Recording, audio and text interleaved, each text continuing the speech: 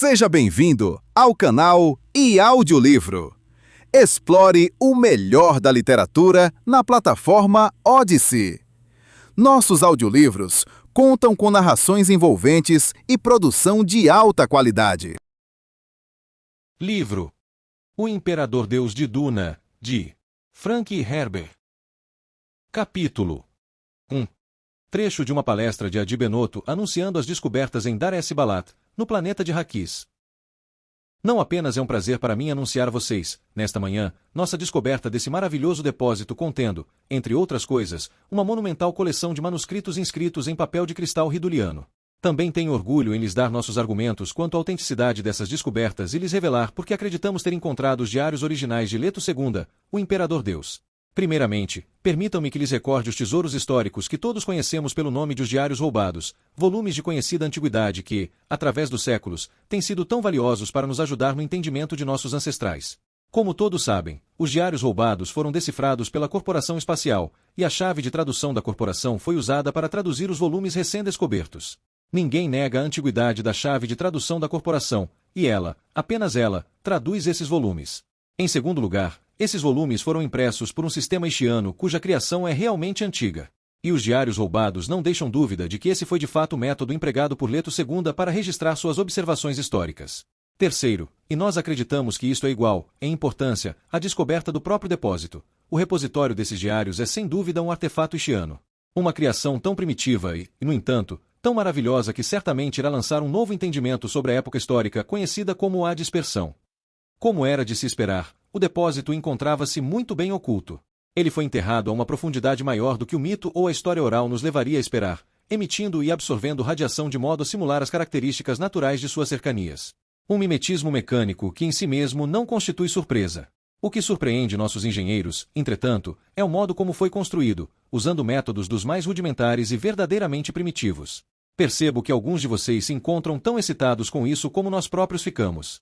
Acreditamos estar olhando para o primeiro globo haitiano, o não-espaço a partir do qual todos os aparelhos semelhantes se desenvolveram. Não se trata realmente do primeiro, mas acreditamos que deve ser um dos primeiros, incorporando os mesmos princípios do primeiro.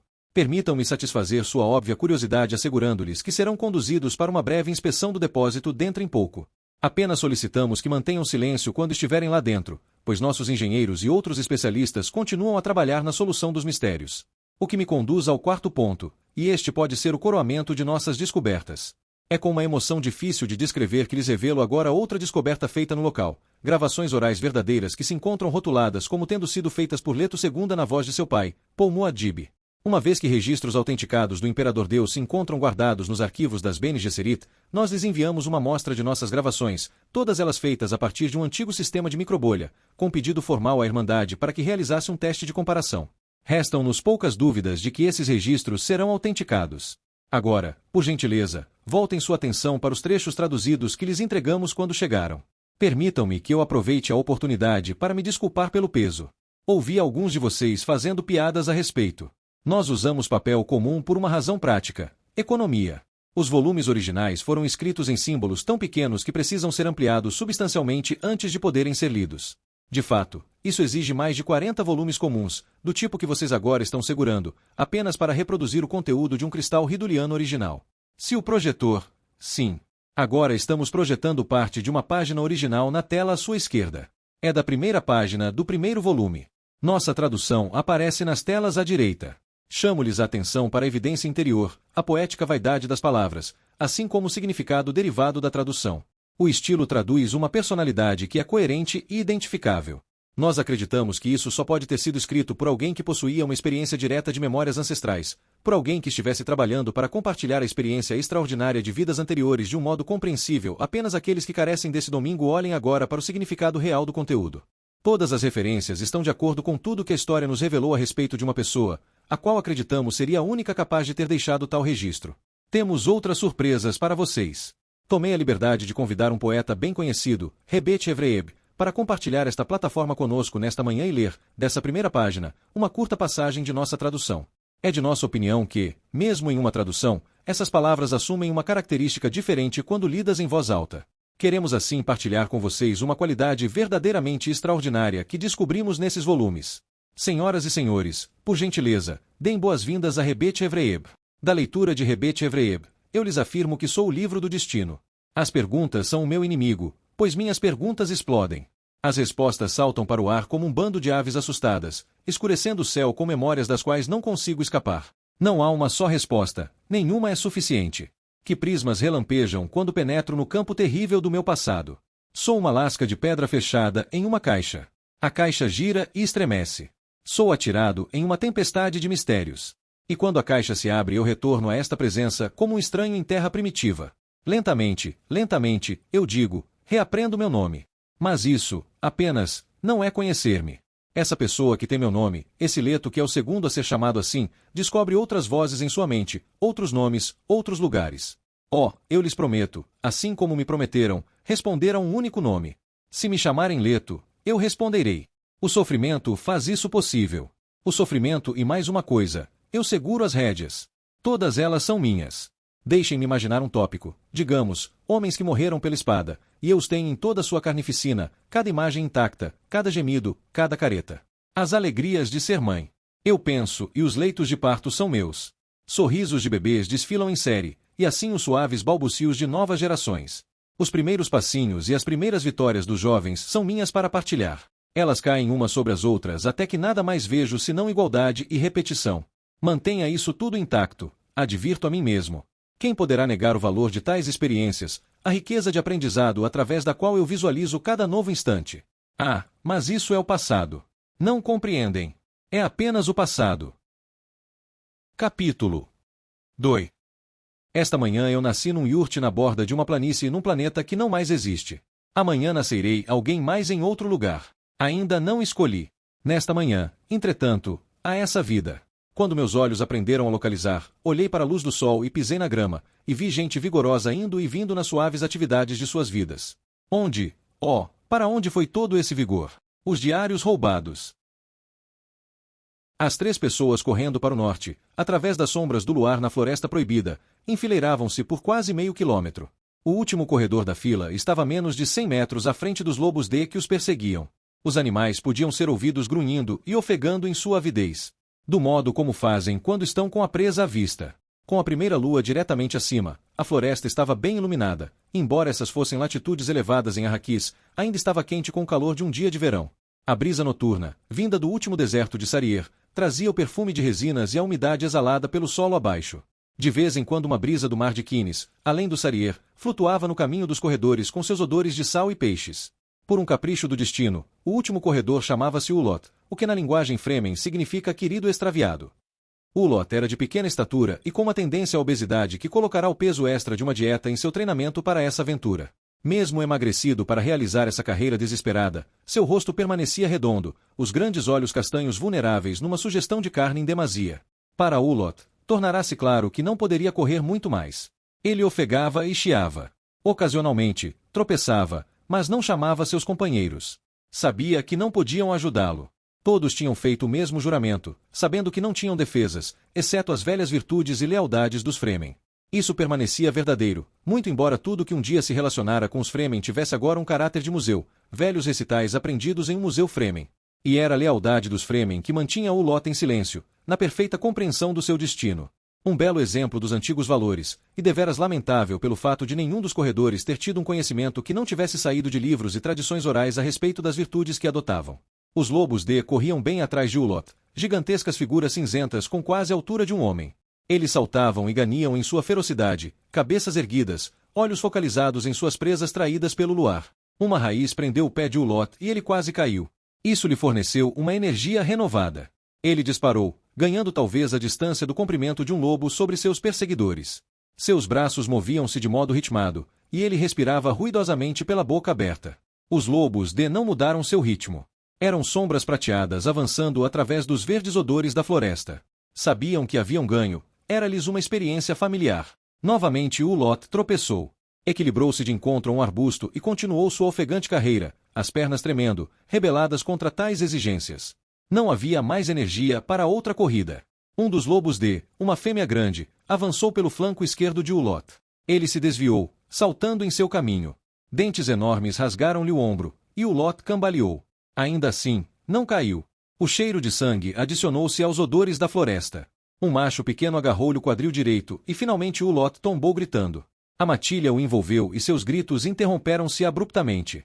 Sem pararem para comer, os lobos D reiniciaram a perseguição.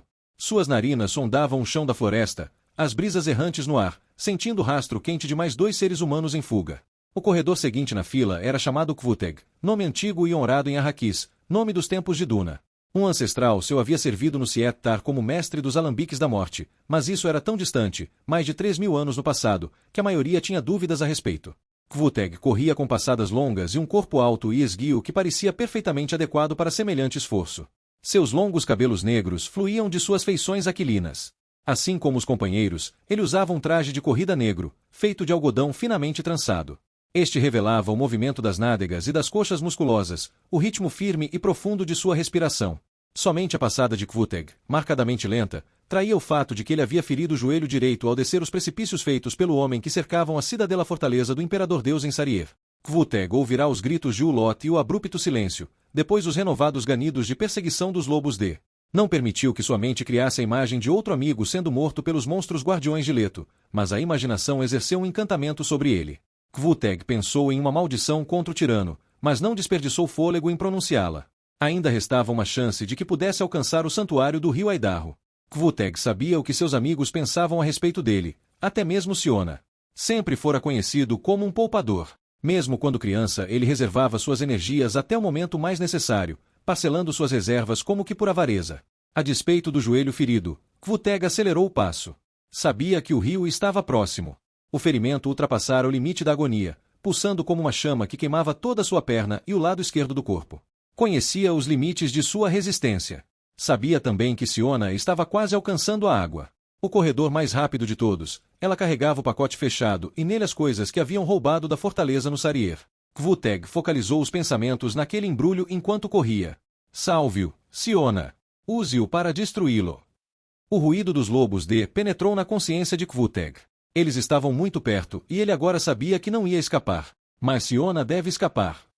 Arriscou uma olhada para trás e viu um dos lobos correndo para flanqueá-lo. O padrão de ataque imprimiu-se em sua consciência e, quando o lobo ao lado saltou, Kvuteg saltou também. Colocando uma árvore entre ele e a matilha, mergulhou por baixo do lobo do flanco e o agarrou por uma das pernas traseiras. Sem parar, segurando com ambas as mãos, ele girou o lobo cativo como um cajado que espalhou os outros. Descobrindo que a criatura não era tão pesada quanto esperava, e quase apreciando a mudança na ação, ele golpeou os atacantes com sua arma viva, num rodópio que derrubou 2 deles com um quebrar de crânios. Infelizmente, não podia guardar-se por todos os lados. Um macho magro o atingiu pelas costas, lançando contra uma árvore e fazendo perder sua arma. Deus! Gritou ele. A matilha o cercou e Kvuteg alcançou a garganta do lobo magro com seus dentes. Mordeu com cada grama de seu desespero final. O sangue do lobo esguichou em seu rosto, cegando. Rolando sem ter qualquer noção de para onde ia, Kvuteg agarrou outro lobo. Parte da matilha se dissolveu numa turba, ganindo e rodopiando. Outra voltou-se contra os próprios companheiros feridos. Mas a maioria continuou sobre a vítima. Denotes rasgaram a garganta de Kvuteg de ambos os lados. Siona também ouvirá o grito de Ulot, então um inconfundível silêncio, seguido pelos ganidos dos lobos que reassumiam a perseguição. Tamanho ódio a tomou que ela sentiu que poderia explodir. Ulot fora incluído nessa missão devido à sua habilidade analítica, sua capacidade para enxergar o todo a partir de umas poucas partes conhecidas. Fora Ulot que, tirando o indispensável ampliador de seu estojo, examinara os 2 estranhos volumes que haviam encontrado com as plantas da cidadela. Creio que é um código, dissera Ulot. E Hadi, pobre Hadi, que fora o primeiro da equipe a morrer. Hadi dissera, não podemos nos permitir o peso extra. Jogue-os fora. Ulot fora contra. Coisas sem importância não são ocultas desse modo. Kvuteg se unira a Hadi. Viemos em busca dos planos da cidadela, e estamos com eles. Aquelas coisas são muito pesadas. Mas Siona concordara com Ulot. Eu as carrego. Isso terminara a discussão. Pobre Ulot. Todos sabiam que ele era o pior corredor da equipe. Ulot era lento na maioria das coisas, mas a clareza de sua mente não podia ser negada. Ele é confiável. Ulot fora confiável. Siona controlou o ódio e usou sua energia para aumentar o passo. Árvores passavam como manchas à luz da lua. Havia penetrado no vazio sem tempo dos corredores, onde nada mais restava senão seus próprios movimentos, seu próprio corpo fazendo o que fora condicionado a fazer. Os homens a achavam bonita quando corria. Siona sabia disso. Seu cabelo comprido era preso num coque para evitar que chicoteasse ao vento. Havia acusado Kvoteg de ser tolo quando ele se recusará a lhe copiar o estilo. Onde estará Kvoteg? Seu cabelo não era como o de Kvoteg. Tinha aquele castanho escuro que às vezes se confunde com o preto, mas que não é realmente preto, não como o de Kvoteg, de fato. Na maneira como os genes ocasionalmente fazem, suas feições copiavam as de uma ancestral há muito tempo morta. Rosto suavemente oval com boca generosa e olhos de alerta consciência acima do nariz pequeno. O corpo tornara-se magro pelos anos de corrida, mas ainda enviava fortes estímulos sexuais aos homens em torno dela. Onde estará Kvoteg? A matilha ficará em silêncio, e isso a enchia de preocupação. Eles tinham feito isso antes de derrubar Rand. E foram mesmo quando pegaram Setúzi. Disse a si mesma que o silêncio poderia significar outras coisas. Kvoteg também era silencioso e forte. O ferimento não parecerá incomodá-lo muito. Siona começou a sentir dor no peito, o final do fôlego, coisa que ela conhecia muito bem dos longos quilômetros de treinamento. O suor ainda se derramava em seu corpo, sob o fino traje de corrida. A mochila, com a preciosa carga fechada para a travessia do rio, encontrava-se bem presa em suas costas. Ela pensou nos planos da cidadela ali dobrados. Onde será que Leto esconde sua reserva de especiaria? Tinha que ser em algum lugar dentro da cidadela. Tinha que ser. Em algum lugar das plantas haveria um indício. A especiaria melange pela qual a Bene Gesserit, a corporação e todos os outros tinham fome, esse era um preço que valia o risco. E aqueles 2 volumes cifrados. Kvoteg estivera certo em uma coisa: o papel de cristal riduliano era pesado. Mas ela compartilhara a excitação de Ulot. Alguma coisa importante estava oculta naquelas linhas em código. Uma vez mais os ávidos ganidos de caça dos lobos soaram na floresta atrás dela. Corra, Kvoteg! Corra! Agora, bem diante dela, através das árvores, podia ver a larga faixa de clareira que bordejava o rio Aidarro. Vislumbrou o brilho da lua além da clareira. Corra, Kvoteg! Ansiava por ouvir um som da parte dele, qualquer som. Somente eles 2 restavam agora, dos 11 que tinham iniciado a corrida. 9 haviam pago com suas vidas por essa aventura: Hadi, Aline, Ulot, Setúzi, Ininen, Onemal, Uti, Memar e Oala. Siona pensou em seus nomes e por cada um deles enviou uma prece silenciosa aos velhos deuses, não ao tirano Leto. Em especial, rezou ao Shai-Ulud. Eu rezo ao Shai-Ulud que vive nas areias. De repente saiu da floresta, encontrando-se no trecho de solo ceifado, brilhando ao luar. Bem adiante, além da estreita praia de Seixos, a água chamava por ela. A praia parecia prateada contra o fluir oleoso. Um grito alto, vindo de trás das árvores, quase a fez vacilar. Reconheceu a voz de Kvoteg acima dos sons selvagens dos lobos. Kvoteg gritando para ela sem mencionar o nome, um grito inconfundível com uma única palavra que resumia incontáveis conversas, uma mensagem de vida e morte. Corra! Os sons da matilha transformaram-se numa terrível comoção, um frenesi de ganidos e rosnados, e nada mais se ouviu de Kvoteg. Sabia agora que ele gastara as últimas energias de sua vida, retardando-os para me ajudar a escapar. Obedecendo ao grito de Kvoteg, ela disparou para a beira do rio e mergulhou de cabeça na água. O rio foi um choque enregelante depois do calor da corrida. Atordoou-a por um momento e ela se debateu para diante, lutando a fim de nadar e recuperar o fôlego. A mochila preciosa flutuava e batia na parte de trás de sua cabeça. O rio Aidarro não era largo naquele trecho, não tinha mais que 50 metros, fazendo uma curva suave, com denteado de areia orlada de raízes e bancos luxuriantes de capim e juncos, onde a água se recusava a seguir as linhas retas projetadas pelos engenheiros de Leto. Siona sentiu-se mais forte ante o conhecimento de que os lobos D tinham sido condicionados para pararem na água. Suas fronteiras territoriais tinham sido traçadas, desse modo, o rio de um lado e a muralha do deserto do outro. Ainda assim, ela nadou os últimos metros sob a água e emergiu nas sombras de um banco, antes de se voltar e olhar para trás. A matilha parara, enfileirando-se ao longo da margem, todos, exceto um, que descera até a beira do rio e se inclinava sobre as patas dianteiras quase dentro da correnteza. Ela ouviu ganir. Siona sabia que o lobo podia vê-la. Sem dúvida, os lobos D eram notáveis por seu agudo senso de visão.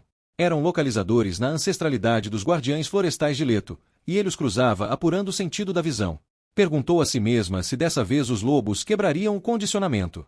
Eles eram principalmente caçadores unidos. Se aquele na beira do rio entrasse na água, todos os outros poderiam segui-lo. Siona prendeu a respiração. Sentia a exaustão acumulada. Tinham atravessado quase 30 quilômetros, a metade disso com os lobos D nos calcanhares. O lobo na beira do rio uivou e saltou de volta para se reunir aos companheiros. Ante algum sinal silencioso, eles se voltaram, retornando à floresta. Siona sabia para onde iam. Os lobos D tinham permissão para comer qualquer coisa que abatessem na floresta proibida. Todos sabiam disso. Era o motivo pelo qual os lobos vagueavam na floresta, os guardiões do Sarier.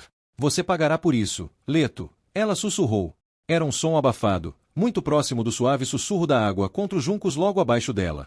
Você pagará por Ulot, por Kvuteg e por todos os outros. Você pagará. Lançou-se para frente com suavidade e flutuou na corrente até que seus pés encontraram a primeira praia estreita.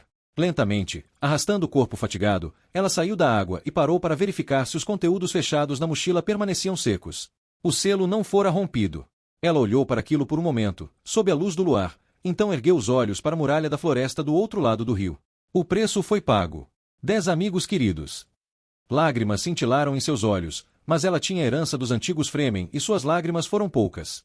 A aventura através do rio, diretamente pela floresta, enquanto os lobos patrulhavam as fronteiras do norte, depois através do último deserto do Sariere sobre as muralhas da cidadela, tudo isso já assumia as nuances de um sonho em sua mente, até mesmo a fuga dos lobos, que ela antecipara porque era certo que a matilha guardiã cruzaria a trilha dos invasores e estaria esperando. Tudo um sonho. Era o passado. Eu escapei. Colocou o estojo na mochila fechada e a prendeu uma vez mais nas costas. Eu penetrei em suas defesas, Leto. Siona pensou então nos volumes cifrados. Tinha certeza de que alguma coisa oculta naquelas linhas em código abriria o caminho para sua vingança. Eu vou destruí-lo, Leto. Não, nós o destruiremos. Esse não era o caminho de Siona. Ela o faria sozinha. Virou-se caminhando para os pomares além da margem ceifada do rio. Enquanto caminhava, repetia o juramento, acrescentando em voz alta o velho enunciado Fremen que terminava com seu nome completo. Siona Ibn Fuad Al-Seyef Atreides é quem o amaldiçoa, Leto. Você pagará por tudo. Capítulo 3. O que se segue é uma tradução de Adi Benoto dos volumes descobertos em Dar es Balat. Eu nasci Leto Atreides II há mais de 3.000 anos padrão, medidos a partir do momento em que faço estas palavras serem impressas. Meu pai era Paul Muad'Dib. Minha mãe, sua consorte Fremen, Shani. Minha avó materna era Faroula, notável especialista em ervas entre os Fremen.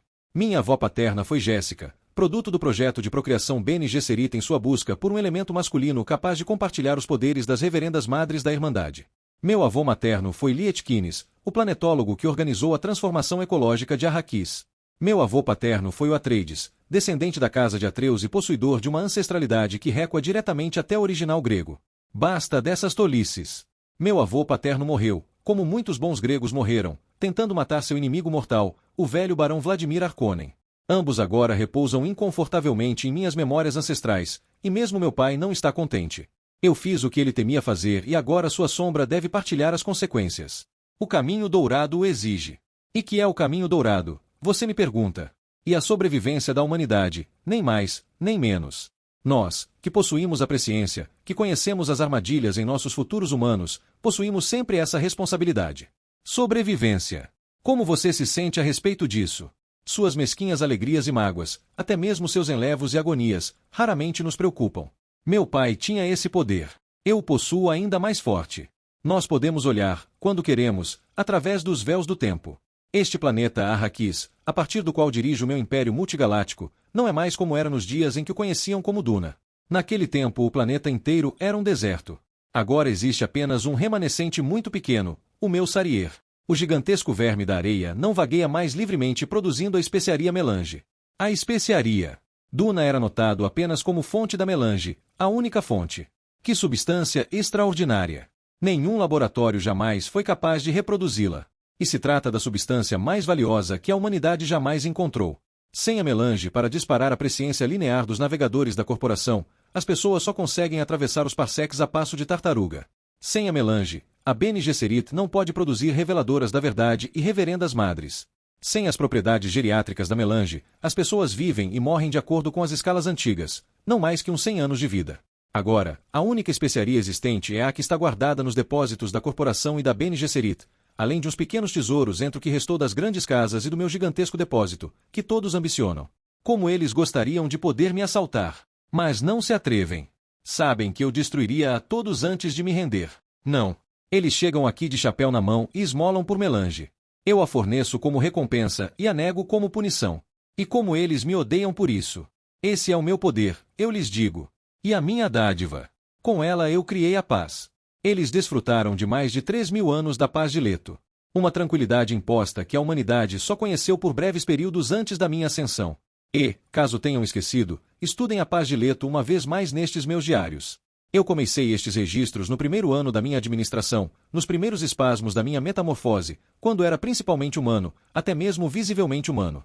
A pele da truta da areia que eu aceitei, e meu pai recusou, e que me deu uma força ampliada, além da virtual imunidade a ataques convencionais e ao envelhecimento, essa pele cobria uma forma ainda reconhecível como humana. 2 pernas, 2 braços, um rosto humano emoldurado nas dobras de pergaminho da pele de truta da areia.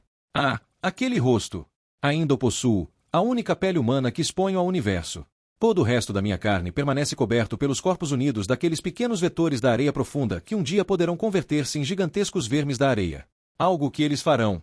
Algum dia. Frequentemente penso em minha metamorfose final, aquela semelhança de morte. Conheço o modo pelo qual ela virá, mas não conheço o momento nem os outros seres que dela tomarão parte. Essa é uma coisa que não posso saber. Só sei se o caminho dourado continua ou termina. E, enquanto faço com que estas palavras sejam registradas, o caminho dourado continua e, por isso, pelo menos, me sinto contente. Não posso mais sentir os cílios da truta da areia sondando a minha carne, apreendendo a água do meu corpo dentro de suas barreiras placentárias. Somos virtualmente um corpo agora, elas são a minha pele e eu sou a força que as move como um todo, na maior parte do tempo. Enquanto estou escrevendo isto, o todo pode ser considerado um tanto grosseiro. Meu corpo tem aproximadamente 7 metros de comprimento e algo mais que 2 metros de diâmetro, frisado na maior parte de sua extensão, com meu rosto Atreides posicionado na altura de um homem, em uma das extremidades. Os braços e mãos, ainda bem reconhecíveis como humanos, vêm logo abaixo. As pernas e os pés. Bem, estes atrofiaram-se quase inteiramente. Apenas nadadeiras, é o que restou, e estas recuaram ao longo do meu corpo. Meu peso total é de aproximadamente 5 toneladas antigas. Acrescento esses detalhes porque agora sei que serão de interesse histórico. Como faço para carregar comigo todo esse peso? Principalmente na minha carreta real, manufaturada pelos Ishianos. Estão chocados. As pessoas invariavelmente odeiam e temem os Ishianos ainda mais do que me temem ou odeiam. Melhor o diabo, vocês sabem. Pois quem sabe o que os Ishianos podem construir ou inventar? Quem sabe? Eu de certo não sei. Não inteiramente. Mas tenho certa simpatia pelos Ishianos. Eles acreditam tão fortemente em sua tecnologia, em sua ciência, em suas máquinas. E como acreditamos, não importa a razão, nos entendemos entre nós, os Ishianos e eu. Eles fizeram muitos engenhos para mim, e acreditam conquistar assim a minha gratidão. Estas próprias palavras que estão lendo são impressas por um artefato Ishiano, um ditadeiro, como é chamado. Se eu produzir meus pensamentos de modo adequado, o ditadeiro é ativado. Só faço pensar desta maneira e as palavras são impressas para mim em folhas de cristal riduriano com apenas uma molécula de espessura.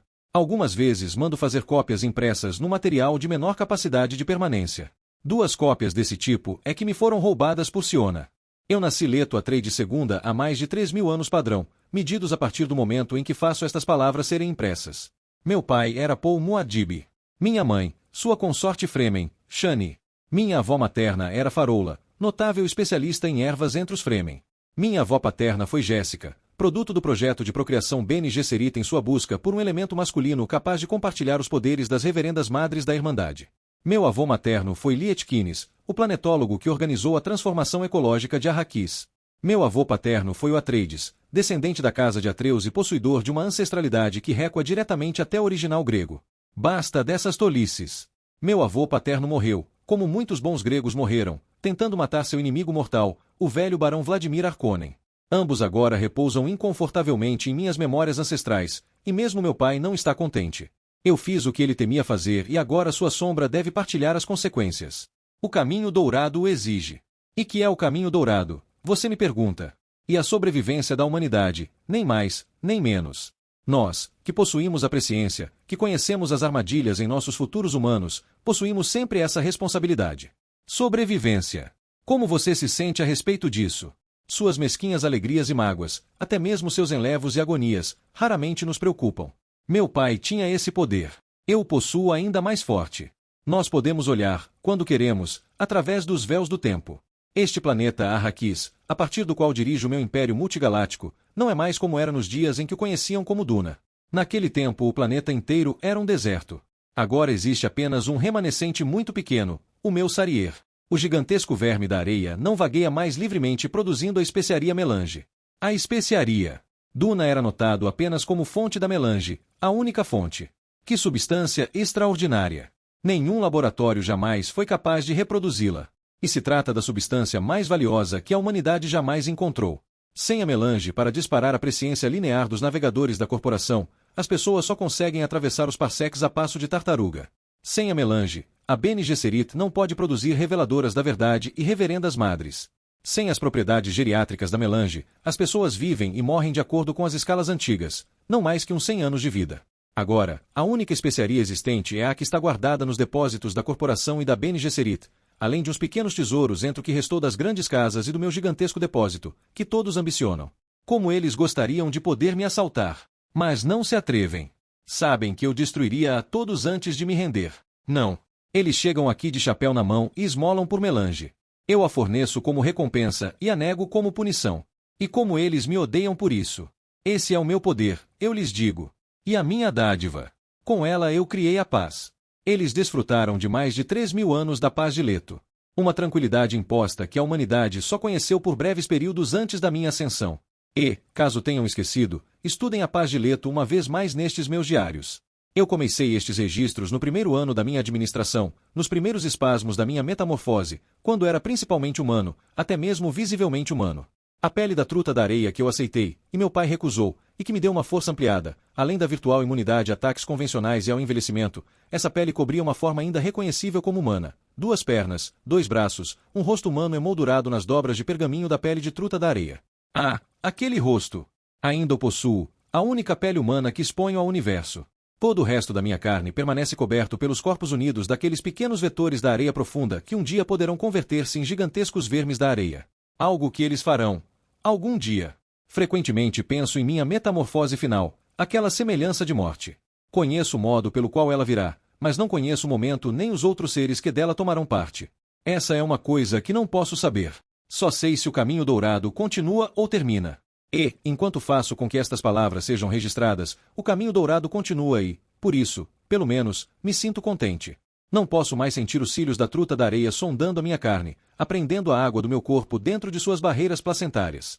Somos virtualmente um corpo agora, elas são a minha pele e eu sou a força que as move como um todo, na maior parte do tempo.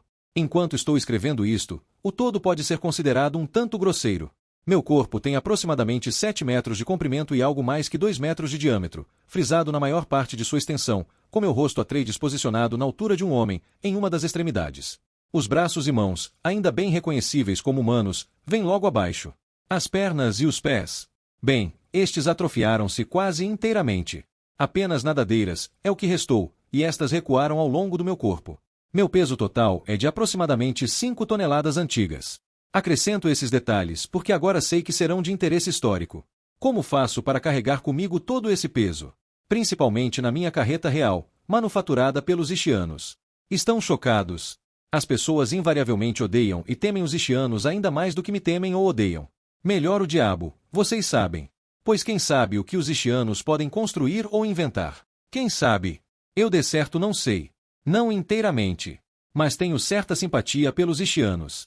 Eles acreditam tão fortemente em sua tecnologia, em sua ciência, em suas máquinas. E como acreditamos, não importa a razão, nos entendemos entre nós, os Ishianos e eu. Eles fizeram muitos engenhos para mim, e acreditam conquistar assim a minha gratidão. Estas próprias palavras que estão lendo são impressas por um artefato Ishiano, um ditadeiro, como é chamado. Se eu produzir meus pensamentos de modo adequado, o ditadeiro é ativado. Só faço pensar desta maneira e as palavras são impressas para mim em folhas de cristal riduriano com apenas uma molécula de espessura. Algumas vezes mando fazer cópias impressas no material de menor capacidade de permanência. 2 cópias desse tipo é que me foram roubadas por Siona. Capítulo 4. O seguinte diálogo, de pouca extensão, é atribuído a um manuscrito chamado O Fragmento de Velbeck. Aponta-se como autor Siona Atreides. Os participantes do diálogo são a própria Siona e seu pai, Moneio, que era, como todas as histórias revelam, majordomo e ajudante-chefe de Leto II. Data de uma época em que Siona ainda não atingira os 20 anos e estava sendo visitada pelo pai em seus alojamentos na Escola das Oradoras Peixes, na cidade Festival de On, o maior centro populacional do planeta agora conhecido como Arrakis. De acordo com os papéis de identificação do manuscrito, Moneio visitava sua filha em segredo para avisá-la de que se arriscava a ser destruída. Siona, como sobreviveu com ele por tanto tempo, pai? Ele mata todos aqueles que se encontram perto dele. Todos sabem disso. Moneio, não. Você está errada. Ele não mata ninguém. Siona, não precisa mentir a respeito dele. Moneio, eu não minto. Ele não mata ninguém. Siona, então, como explica as mortes conhecidas? Moneio, e o verme que mata? O verme é Deus. Leto vive no colo de Deus, mas ele não mata ninguém. Siona, então, como você sobrevive? Moneio, eu sei reconhecer o verme. Posso vê-lo em seu rosto e em seus movimentos. Sei quando o Shai-Hulud se aproxima. Siona, ele não é o Shai-Hulud. Moneio, bem, essa era a maneira pela qual eles chamavam o verme nos dias dos Fremen. Siona, já li sobre isso. Mas ele não é o Deus do deserto. Moneio, fique quieta, menina tola. Você não conhece nada sobre estas coisas. Siona, sei que o Senhor é um covarde. Moneio, quantas coisas você desconhece? Nunca se colocou lá, onde eu me coloco, e viu aquilo em seus olhos, nos movimentos de suas mãos. Siona, que faz então quando o verme se aproxima? Moneio, saio. Siona, isso é prudente. Ele já matou 9 Duncans e Daus, disso temos certeza. Moneio, eu lhe digo que ele não mata ninguém. Siona, e qual a diferença? Leto ou o verme, eles são um só corpo agora. Moneio, mas são duas coisas distintas. Leto, o imperador, e o verme que é Deus. Siona, você está louco. Moneio, talvez. Mas eu sirvo a Deus. Capítulo 5. Eu sou o mais ardente observador de pessoas que já existiu. Eu as observo dentro de mim e do lado de fora. Passado e presente podem fundir-se em estranhas colocações dentro de mim. E enquanto a metamorfose continua em minha carne, coisas maravilhosas acontecem aos meus sentidos. E como se eu visse tudo em dose. Tenho audição extremamente aguda, assim como a visão, além de um olfato extraordinariamente sensível. Posso detectar e identificar feromônios a 3 partes por milhão. Eu sei, já testei isso. Você não pode esconder muita coisa dos meus sentidos. Creio que você ficaria horrorizado com o que posso detectar apenas pelo cheiro. Seus feromônios revelam-me o que você está fazendo ou se preparando para fazer. E gesto e postura. Certa vez fiquei olhando, durante metade de um dia, um velho sentado num banco em Arraken. Ele era um descendente de 5ª geração de Stilgar, o Naib, e nem mesmo sabia disso. Observei o ângulo do seu pescoço, as dobras da pele abaixo do queixo, os lábios achados e a umidade em torno das narinas. Os poros atrás das orelhas e os fios de cabelo grisalho escapando por detrás do capuz de um antiquíssimo traje destilador. Nenhuma vez ele detectou que estava sendo observado. Stilgar teria percebido num segundo ou 2. Mas esse velho estava apenas esperando por alguém que nunca chegou. Acabou por se levantar e sair. Estava muito rígido depois de todo aquele tempo sentado. Eu sabia que nunca mais o veria em carne e osso novamente. Ele estava muito perto da morte e sua água certamente seria desperdiçada. Bem, isso não importava mais. Os diários roubados. Leto pensava que fosse o lugar mais interessante de todo o universo, o lugar onde ele esperava a chegada de seu atual Duncan Aidarro. Pela maioria dos padrões humanos, era um espaço gigantesco, o núcleo de uma intrincada série de catacumbas embaixo de sua cidadela. Câmaras com 30 metros de altura e 20 de largura partiam como raios do eixo onde ele aguardava. Seu carro fora posicionado no centro de uma câmara circular abobadada, com 400 metros de diâmetro e 100 de altura no ponto mais elevado acima dele. Ele achava essas dimensões tranquilizadoras. Era início da tarde na cidadela, mas a única luz na câmara vinha da disposição casual de alguns globos luminosos, presos a suspensores que flutuavam ajustados para um brilho laranja. A luz não penetrava muito longe dentro dos raios, mas as memórias de Leto lhe revelavam a posição exata de tudo que havia lá. A água, os ossos, a poeira de seus ancestrais e dos Atreides que haviam vivido e morrido desde os tempos de Duna. Todos eles se encontravam ali, ao lado de alguns recipientes de melange para criar a ilusão de que esse era todo o seu tesouro, se algum dia a situação chegasse a tal extremo. Leto sabia porque o Duncan se aproximava. Aidarro soubera que os Tleilaxu estavam fazendo outro Duncan, outro Gola criado segundo as especificações exigidas pelo Imperador Deus. E este Duncan temia estar sendo substituído após quase 60 anos de serviço. Era sempre alguma coisa dessa natureza que iniciava a subversão dos Duncans. Um enviado da corporação tinha guardado Leto mais cedo para adverti-lo de que os Ishianos haviam entregue uma arma laser a esse Duncan. Leto riu. A corporação continuava extremamente sensível a qualquer coisa que pudesse ameaçar seu minguado suprimento de especiaria. Eles ficavam aterrorizados ao pensar que Leto constituía a última ligação com os vermes da areia, produtores dos suprimentos originais de melange. Se eu morrer longe da água, não haverá mais especiaria, nunca mais. Esse era o temor da corporação. E seus historiadores contabilistas asseguravam que Leto repousava sobre o maior suprimento de melange de todo o universo. Isso transformava os membros da corporação em aliados quase confiáveis. Enquanto aguardava, Leto executou, com os dedos e a mão, os exercícios de sua herança Bene Gesserit. As mãos eram seu orgulho. Debaixo da membrana cinzenta, da pele de truta da areia, seus longos dedos e polegares em oposição podiam ser usados como qualquer mão humana. Já as quase nadadeiras, que um dia haviam sido seus pés e suas pernas, eram mais uma inconveniência do que uma vergonha. Ele podia arrastar, rolar e lançar seu corpo com uma velocidade espantosa, mas algumas vezes caía sobre as nadadeiras, e então havia dor. Que estaria retardando Duncan? Leto imaginava o homem vacilando, olhando de uma janela para o horizonte fluido do Sarier. O ar estava vivo com o calor do dia e, antes de descer a cripta, Leto vira uma miragem a sudoeste. O espelho do calor inclinara-se, transmitindo uma imagem através da areia. Mostrará-lhe um bando de Fremen de museu avançando diante de um siete de exibição para instruir um grupo de turistas. Era frio na cripta, sempre frio, a iluminação sempre reduzida. Os túneis que serviam de raios eram buracos escuros subindo e descendo em suaves gradientes para acomodarem a carreta real. Alguns túneis estendiam-se para além de falsas paredes através de muitos quilômetros. Passagens que Leto havia criado para si mesmo com ferramentas ichianas, túneis de alimentação e caminhos secretos. Enquanto antevia a próxima entrevista, um senso de nervosismo começou a crescer em Leto. Achou que essa era uma emoção interessante, que ele se acostumara a apreciar. Leto sabia que se tornará orgulhoso do atual Duncan e em si permanecia a esperança de que o homem sobrevivesse à próxima entrevista. Algumas vezes acontecia. Havia pouca probabilidade de que Duncan representasse uma ameaça mortal, embora isso devesse ser deixado ao acaso. Leto tentará explicar tal coisa a um dos primeiros Duncans, bem ali nessa mesma câmara. Você vai julgar estranho que eu, com os meus poderes, possa falar em sorte e acaso, Leto dissera. O Duncan estava furioso. Você não deixa nada ao acaso. Eu o conheço. Que ingenuidade! A casualidade é a própria natureza do nosso universo. Não a casualidade. A discórdia. E você é o causador da discórdia. Excelente, Duncan. A discórdia é um grande prazer. E pelo modo como lidamos com a discórdia que afiamos nossa criatividade. Você não é nem mais humano. Oh, como aquele Duncan estava furioso. Leto achará tal acusação irritante, como um grão de areia no olho. Ele se agarrava aos vestígios de humanidade em sua personalidade com inegável rigidez, embora a irritação fosse o mais próximo que pudesse chegar da raiva. Sua vida está se tornando um clichê, acusou Leto. Com isso o Duncan retirara um pequeno explosivo das dobras de seu manto. Que surpresa! Leto adorava surpresas, mesmo perversas. Eis uma coisa que não previ, disse ele para Duncan, que permanecia ali, estranhamente indeciso, agora que uma decisão lhe era absolutamente exigida. Isto poderia matá-lo, disse o Duncan. Sinto muito, Duncan. Causará um pequeno dano, não mais que isso. Mas disse que não previra isto. A voz do Duncan tornará-se aguda. Duncan, a previsão absoluta é que é igual à morte para mim. Como a morte é insuportavelmente aborrecida. No último instante, o Duncan tentará tirar o explosivo para um lado, mas o material era muito instável e detonara cedo demais.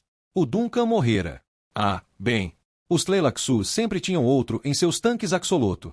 Um dos globos luminosos acima de Leto começou a piscar. A excitação o dominou. Sinal de Moneio. O fiel Moneio alertando seu imperador de que o Duncan estava descendo a cripta. A porta do elevador humano, entre duas passagens no arco noroeste da câmara, se abriu. Duncan caminhou decidido, uma figura pequena na distância, mas os olhos de Leto discerniam até mesmo minúsculos detalhes, um amarrotado no cotovelo do uniforme, revelando que o homem estivera inclinado em algum lugar, com o queixo apoiado na mão. Sim, ainda havia marcas da mão no queixo. O odor do Duncan o precedeu, o homem estava saturado da própria adrenalina. Leto permaneceu silencioso enquanto Duncan se aproximava, observando detalhes. Esse Duncan ainda caminhava com o passo de um jovem, apesar de seu longo tempo de serviço. Ele podia agradecer por isso a uma pequena ingestão de melange. O homem usava o velho uniforme dos Atreides, preto com falcão dourado do lado esquerdo do peito. Uma declaração interessante esta: eu sirvo a honra dos velhos Atreides. Seu cabelo ainda era um gorro negro de caracu, as feições fixas numa agudeza de rocha, com maçãs do rosto salientes. Os Tleilaxu criam bem os seus golas, pensou Leto. O Duncan carregava uma pequena valise de fibra marrom escura trançada, uma que ele carregara por muitos anos. Geralmente continha um material no qual ele baseava seus relatórios, mas hoje ela se avolumava com alguma carga mais pesada. A arma laser ichiana. Aidarro mantinha sua atenção no rosto de Leto enquanto caminhava. O rosto permanecia desconcertadoramente Atreides, feições esguias com olhos de um azul total, que os mais nervosos tomavam como uma intrusão física. Eles observavam bem de dentro do capuz cinzento de truta da areia que, Aidarro sabia, podia desenrolar-se para frente, protetoramente, num tremulante reflexo, um piscar do rosto em vez de um piscar de olhos. A pele era rosada dentro de sua moldura cinzenta. Era difícil evitar o pensamento de que o rosto de Leto era uma obscenidade, um fragmento perdido de humanidade preso dentro de alguma coisa totalmente alienígena. Parando apenas 6 passos da carreta real, Aidarro não tentou esconder sua furiosa determinação. Nem mesmo pensava se Leto sabia a respeito da arma laser. Esse império se afastara em demasia da velha moralidade Atreides, tornará-se uma crença cega e impessoal que esmagava os inocentes em seu caminho. Tinha de acabar. Eu vim para lhe falar a respeito de Siona e de outras questões, disse Aidarro. Colocou a valise numa posição em que pudesse tirar a arma laser com facilidade. Muito bem, a voz de Leto estava cheia de tédio. Siona foi a única que escapou, mas ela ainda possui uma base de companheiros rebeldes. Acha que não sei disso? Conheço sua perigosa tolerância para com os rebeldes. O que não conheço é o conteúdo daquele embrulho que ela roubou. Oh, isto! Ela tem as plantas completas da cidadela. Por apenas um instante, Aidarro era o comandante da guarda de Leto, profundamente chocado com semelhante quebra na segurança. E você a deixou escapar com isso? Não, foi você. Aidarro estremeceu com essa acusação. Lentamente, o assassino recentemente decidido que agora havia nele recuperou sua predominância. É tudo que ela conseguiu? Perguntou Aidarro. Eu tinha 2 volumes, cópias do meu diário, com as plantas. Ela roubou as cópias. Aidarro observou a face imóvel de Leto. O que havia nesses registros?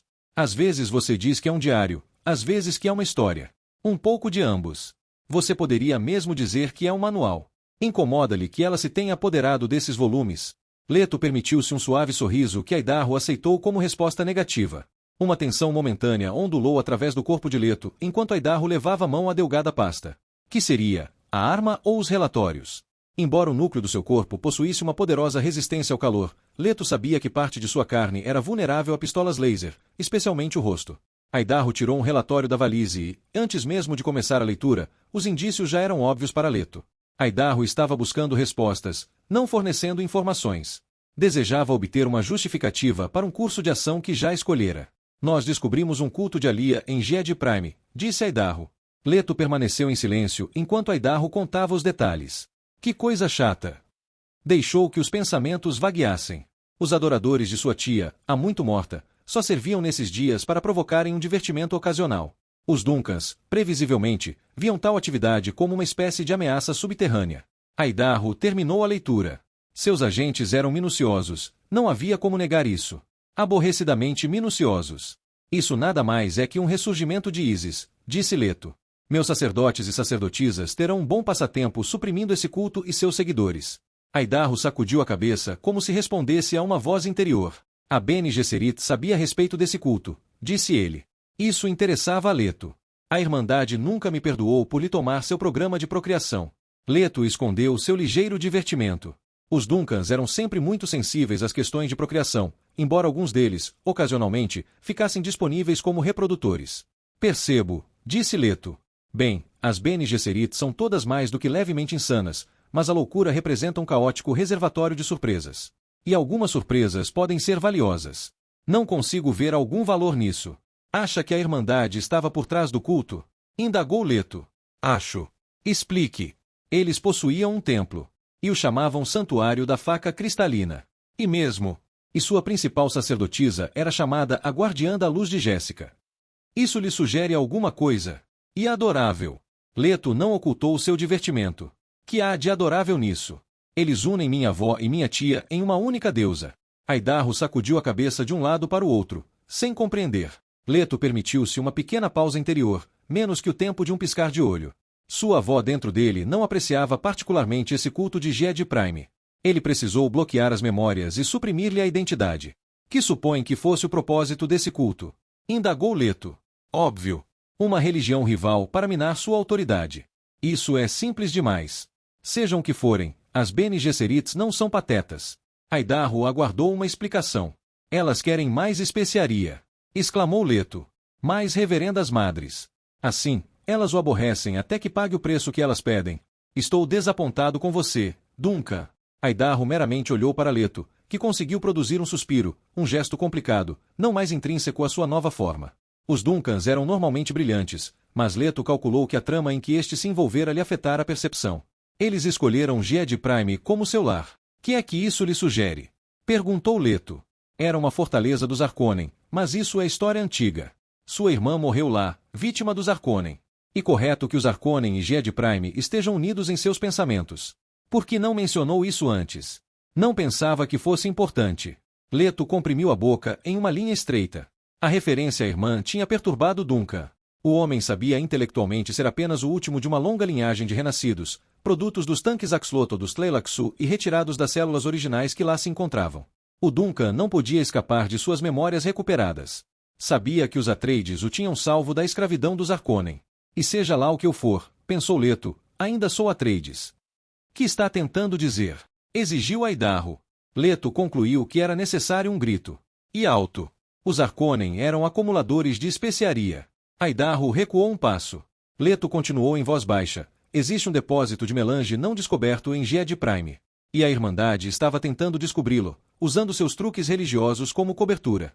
Aidarro estava envergonhado. Uma vez dita, a resposta parecia óbvia. E eu deixei de percebê-la, pensou. O grito de Leto lançaram novamente em seu papel de comandante da Guarda Real. Aidarro conhecia tudo a respeito da economia do Império, simplificada ao extremo, taxas de juros proibidas, dinheiro controlado. A única moeda exibia uma reprodução da face envolta de Leto, o Imperador Deus.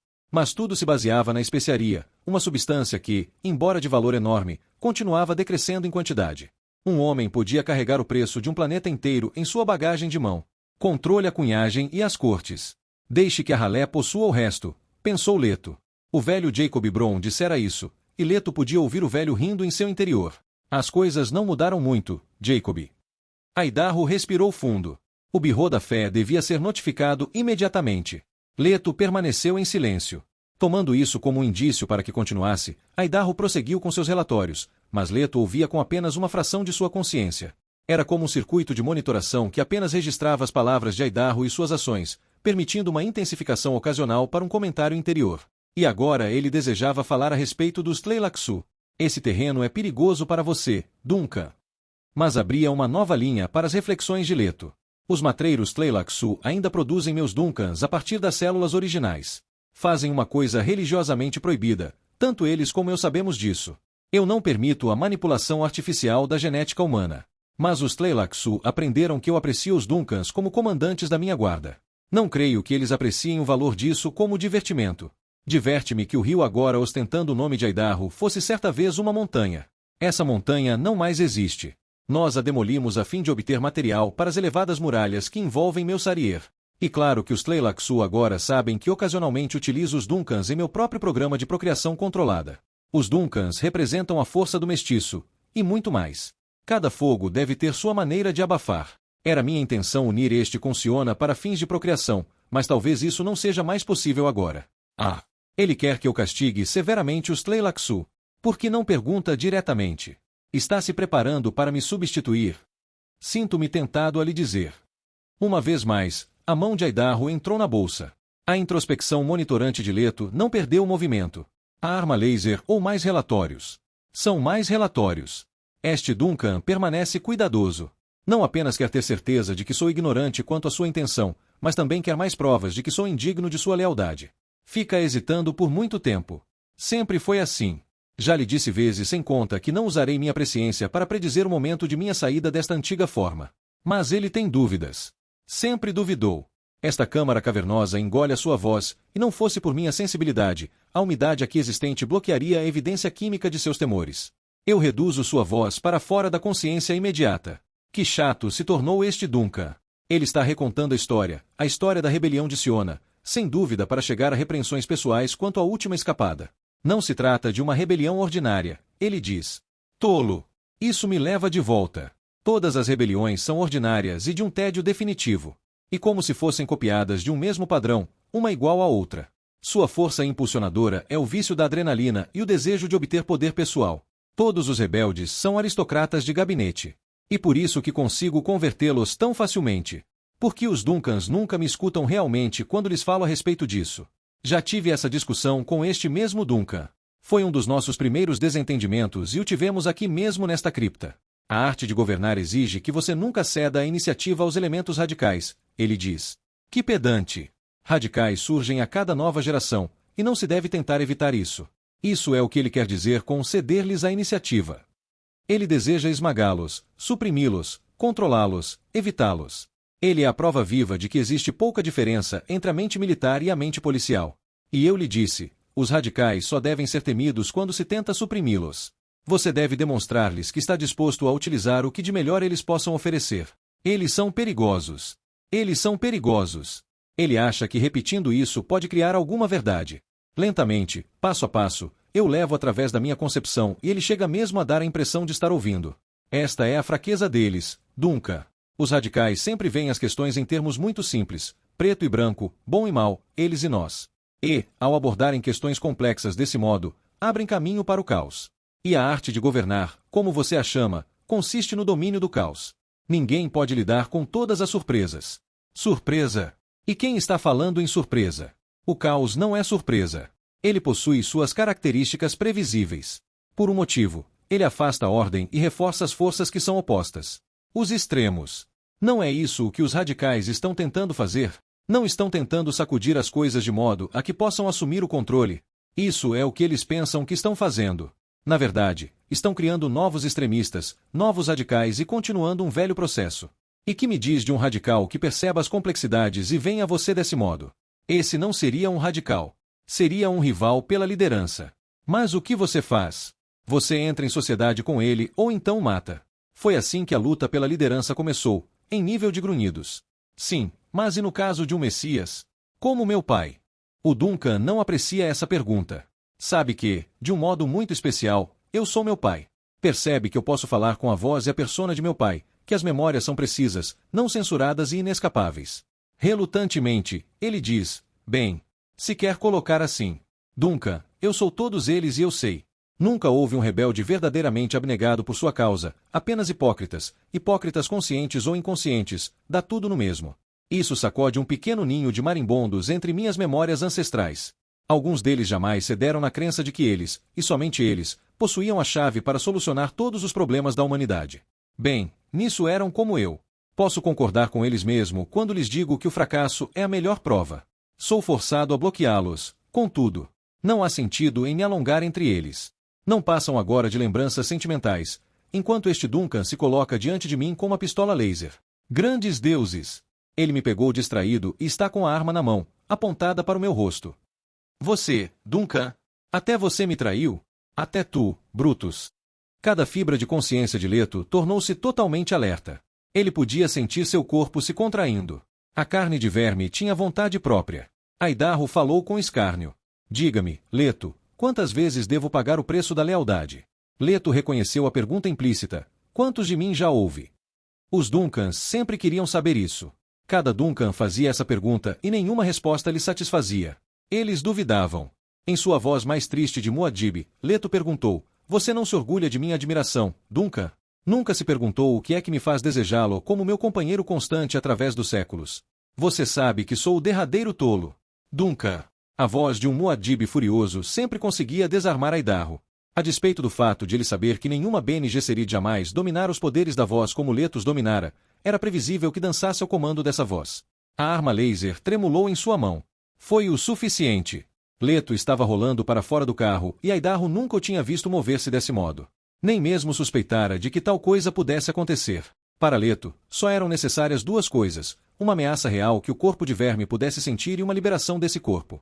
O resto era automático, e a velocidade com que acontecia sempre assombrava o próprio Leto. A arma laser era sua maior preocupação. Ela podia arranhá-lo bastante, mas poucos entendiam a capacidade de um corpo pré-verme para enfrentar o calor. Leto atingiu Aidarro enquanto rolava e a arma laser foi desviada ao disparar. Uma das inúteis nadadeiras que tinham sido as pernas e os pés de Leto enviou-lhe uma chocante descarga de sensações, golpeando-lhe a consciência. Por um instante, havia apenas dor, mas o corpo de verme ficou livre para agir e os reflexos dispararam um violento paroxismo de espasmos. Leto ouviu o som de ossos quebrando-se e a arma laser foi atirada longe através do piso da cripta por um movimento descontrolado da mão de Aidarro. Rolando de cima de Aidarro, Leto preparou-se para um novo ataque, mas já não havia necessidade. A nadadeira ferida ainda transmitia sinais de dor e ele sentiu que a ponta fora destruída. A pele de truta da areia já selara o ferimento e a dor diminuía para uma sensação latejante. Aidarro se mexeu. Era praticamente certo que fora mortalmente ferido. Seu peito parecia visivelmente esmagado. Havia uma agonia evidente quando ele tentava respirar, mas ainda assim abriu os olhos e fitou Leto. A persistência dessas possessões mortais, pensou Leto. Siona, ofegou Aidarro. E Leto viu a vida abandoná-lo. Interessante, pensou. Será possível que este Duncan e Siona? Não. Este Duncan sempre revelou um verdadeiro desdém pela insensatez de Siona. Leto subiu de volta à carreta real. Dessa vez fora por pouco. Havia pouca dúvida de que o Duncan estivera apontando para o cérebro. Leto sempre fora consciente de que suas mãos e seus pés eram vulneráveis, mas não permitirá ninguém saber que aquilo que um dia fora o seu cérebro não se encontrava mais associado ao rosto. Nem mesmo havia um cérebro de dimensões humanas, e sim dispersas agregações nodulares através de seu corpo. Não revelara tal coisa a ninguém, exceto a seus diários. Capítulo 6. Oh, os panoramas que eu já vi! E as pessoas! As longínquas peregrinações dos Fremen e todo o resto! Até mesmo os antigos mitos da Terra! Oh, as lições de astronomia e intriga, as migrações, os voos desordenados, as corridas de doer as pernas e os pulmões através de todos aqueles pontos do cosmo onde defendemos nossas possessões passageiras. Eu lhes digo que somos uma maravilha e minhas memórias não deixam dúvida a esse respeito. Os diários roubado. A mulher trabalhando na pequena escrivaninha de parede era muito grande para a cadeira estreita na qual se empoleirava. Fora dali era o meio da manhã, mas na câmara sem janelas, enterrada profundamente embaixo da cidade de On, havia apenas um globo luminoso colocado num canto, ao alto. Fora regulado para uma luz amarela cálida, mas a luz não conseguia compensar o cinzento utilitarismo da pequena sala.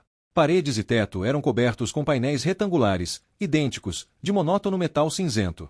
Havia apenas uma outra peça de mobília, um estreito catre coberto por um cobertor cinzento. Era óbvio que nenhuma das duas peças de mobiliário tinham sido projetadas para aquela ocupante. A mulher usava uma espécie de pijama azul escuro de uma única peça que se esticava sobre os ombros largos enquanto ela se curvava sobre a escrivaninha.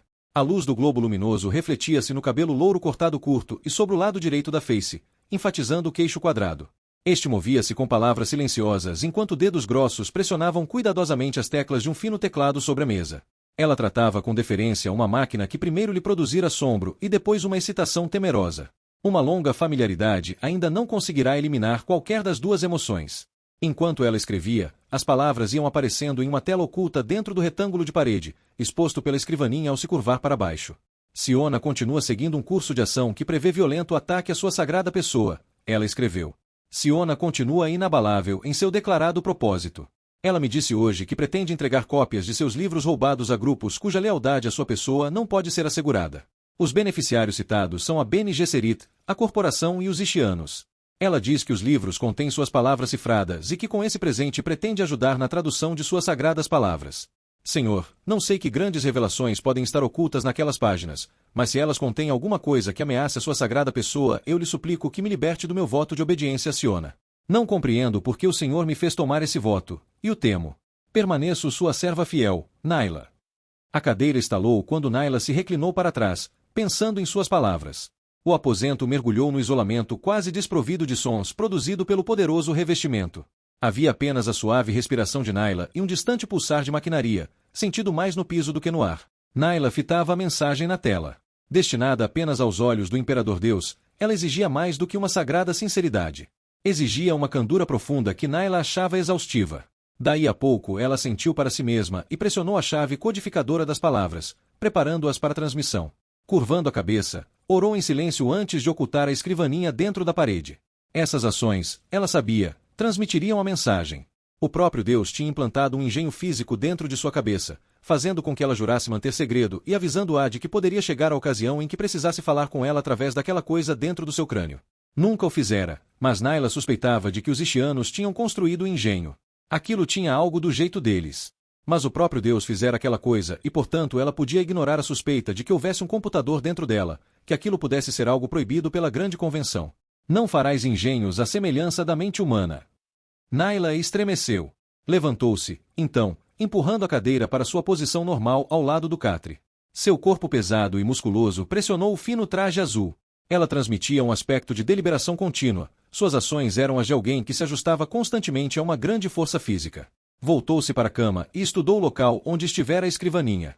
Agora havia apenas um painel cinzento e retangular, como os outros. Nenhum fiapo de tecido, nenhum fio de cabelo, nada ficara preso que pudesse revelar o segredo do painel. Naila respirou de modo profundo, restaurador, e saiu pela única porta do aposento para uma passagem cinzenta, fracamente iluminada por globos brancos amplamente espaçados. Os sons das máquinas eram mais altos ali. Virou para a esquerda e minutos depois estava com Siona numa câmara um pouco maior. No centro havia uma mesa onde as coisas roubadas da cidadela tinham sido expostas. 2 globos luminosos prateados iluminavam a cena. Siona sentada à mesa com um assistente chamado Topri de pé ao lado dela. Naila nutria uma admiração relutante por Siona, mas Topri era um homem pelo qual não se podia sentir coisa alguma, exceto aversão. Era um sujeito gordo e nervoso, com olhos verdes esbugalhados, nariz chato e lábios finos acima de um queixo encovado. Topri guinchava ao falar. Olha aqui, Naila. Olha o que Siona encontrou espremido entre as páginas destes 2 livros. Naila fechou e trancou a única porta da câmara. Você fala demais, Topri, advertiu Naila. Você é um tagarela. Como podia saber que eu estava sozinha naquela passagem? Topri empalideceu e uma careta furiosa moldou-se em sua face. Temo que ela esteja certa, disse Siona. Que lhe fez pensar que eu desejava que Naila conhecesse a respeito de minha descoberta. Você lhe confia tudo. Siona voltou sua atenção para Naila. Sabe por que eu confio em você, Naila? A pergunta foi feita numa voz destituída de qualquer emoção. Naila dominou um súbito temor. Teria Siona descoberto o segredo? Terei falhado ante meu senhor. Não tem nenhuma resposta para minha pergunta? Indagou novamente Siona. Ter-lhe-ei dado motivos para pensar de outro modo? Perguntou Naila. Isso não é causa suficiente para confiança, disse Siona. Não existe uma coisa como a perfeição, não nos seres humanos ou nas máquinas. Então, por que confia em mim? Suas palavras e suas ações estão sempre em concordância. E essa é uma coisa maravilhosa. Por exemplo, você não gosta de Topri e nunca tentou esconder isso. Naila olhou para Topri, que pigarreou. Não confio nele, disse Naila. As palavras surgiram em sua mente e saíram sem reflexão. Só depois de falar foi que Naila percebeu o verdadeiro núcleo de sua versão. Topri trairia qualquer um em troca de ganho pessoal. Será que ela descobriu tudo a meu respeito? Ainda carrancudo, Topri disse, não vou ficar aqui e aceitar suas ofensas. Fez menção de sair, mas Siona ergueu a mão para contê-lo. Topri hesitou.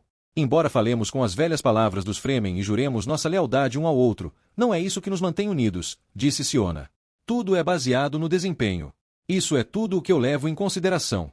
Vocês 2 estão entendendo? Topri assentiu automaticamente, mas Naila sacudiu a cabeça de um lado para o outro. Siona sorriu para ela. Nem sempre você concorda com minhas decisões, não é, Naila? Não, a resposta saiu forçada. E nunca tentou esconder sua discordância, mas ainda assim sempre me obedece. Por quê? Foi isso que jurei fazer. Mas eu tenho dito que isso não é suficiente. Naila sabia que estava transpirando, sabia que isso era revelador, mas não podia se mover. Que devo fazer? Jurei a Deus que obedeceria Siona, mas não lhe posso dizer isso. Deve responder a minha pergunta, insistiu Siona. Eu lhe ordeno. Naila prendeu a respiração. Esse era o dilema que mais temia. Não havia maneira de escapar. Ela entoou uma prece silenciosa e falou em voz baixa. Jurei a Deus que lhe obedeceria.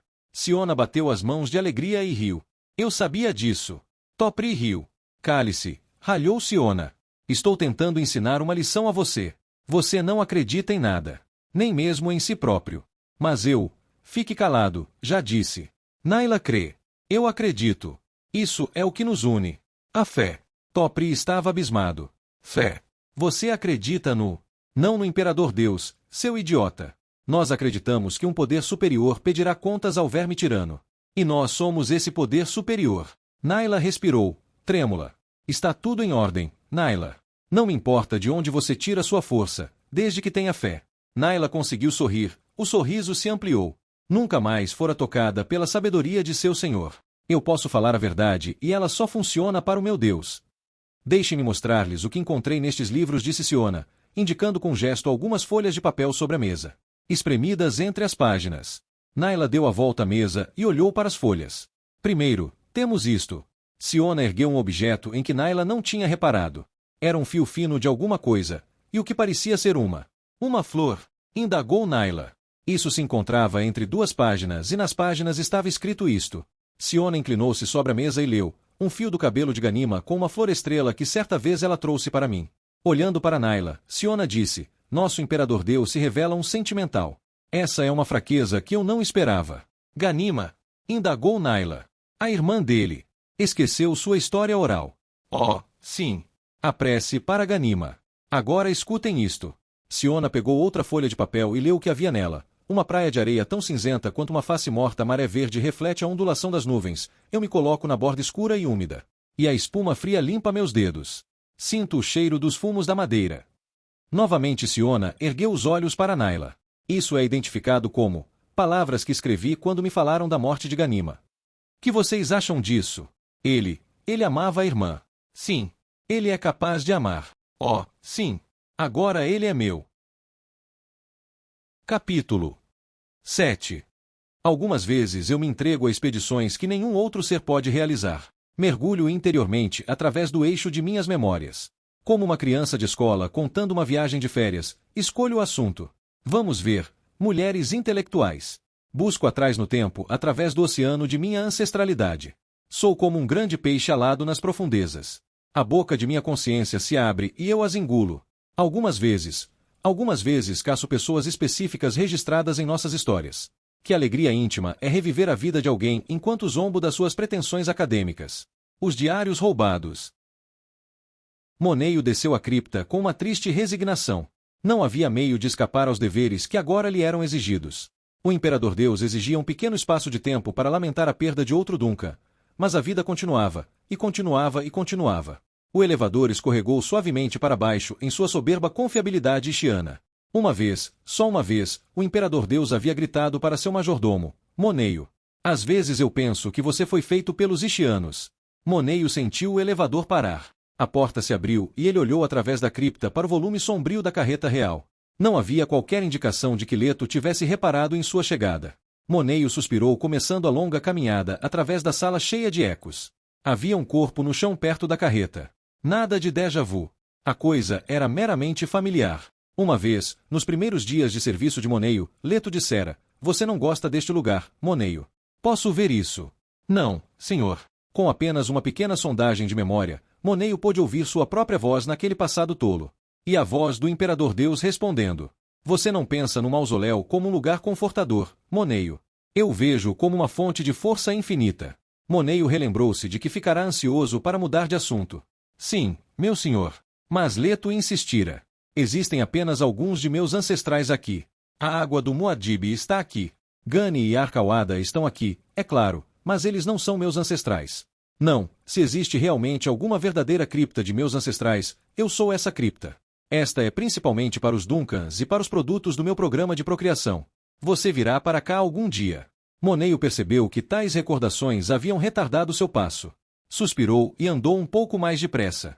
Leto podia ser violentamente impaciente em certas ocasiões, mas ainda não emitia qualquer sinal.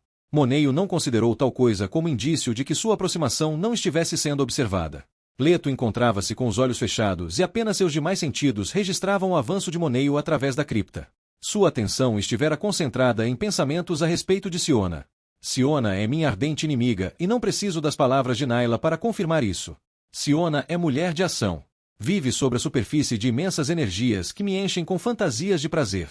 Não posso contemplar aquelas energias vitais sem um sentimento de êxtase.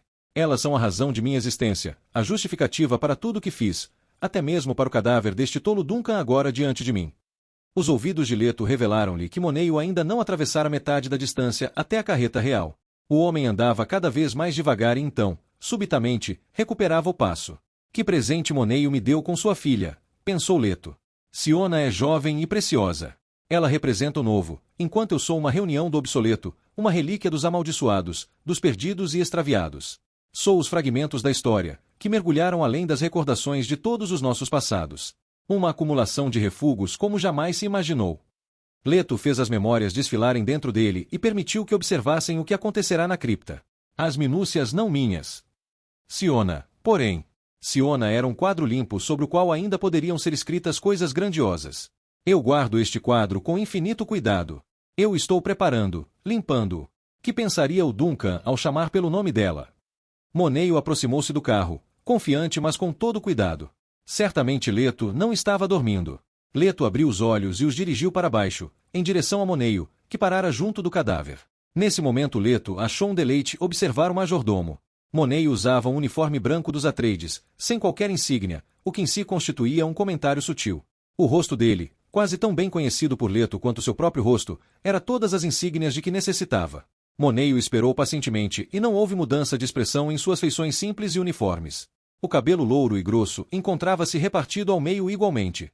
Bem lá dentro de seus olhos cinzentos, encontrava-se aquele caráter direto que costuma acompanhar o conhecimento de um grande poder pessoal. Era uma aparência que ele modificava apenas na presença do Imperador Deus, e algumas vezes, nem mesmo ali. Nenhuma vez ele olhou para o corpo no chão da cripta. Como Leto continuasse em silêncio, Monei o pigarreou e disse: Encontro-me entristecido, meu senhor. Estranho, pensou Leto. Ele sabe que sinto um verdadeiro remorso com relação aos Duncans. Moneio examinou meus registros e já viu um número suficiente deles mortos. Sabe que apenas 19 Duncans tiveram o que as pessoas geralmente consideram morte natural. Ele tinha uma arma laser ishiana, disse Leto.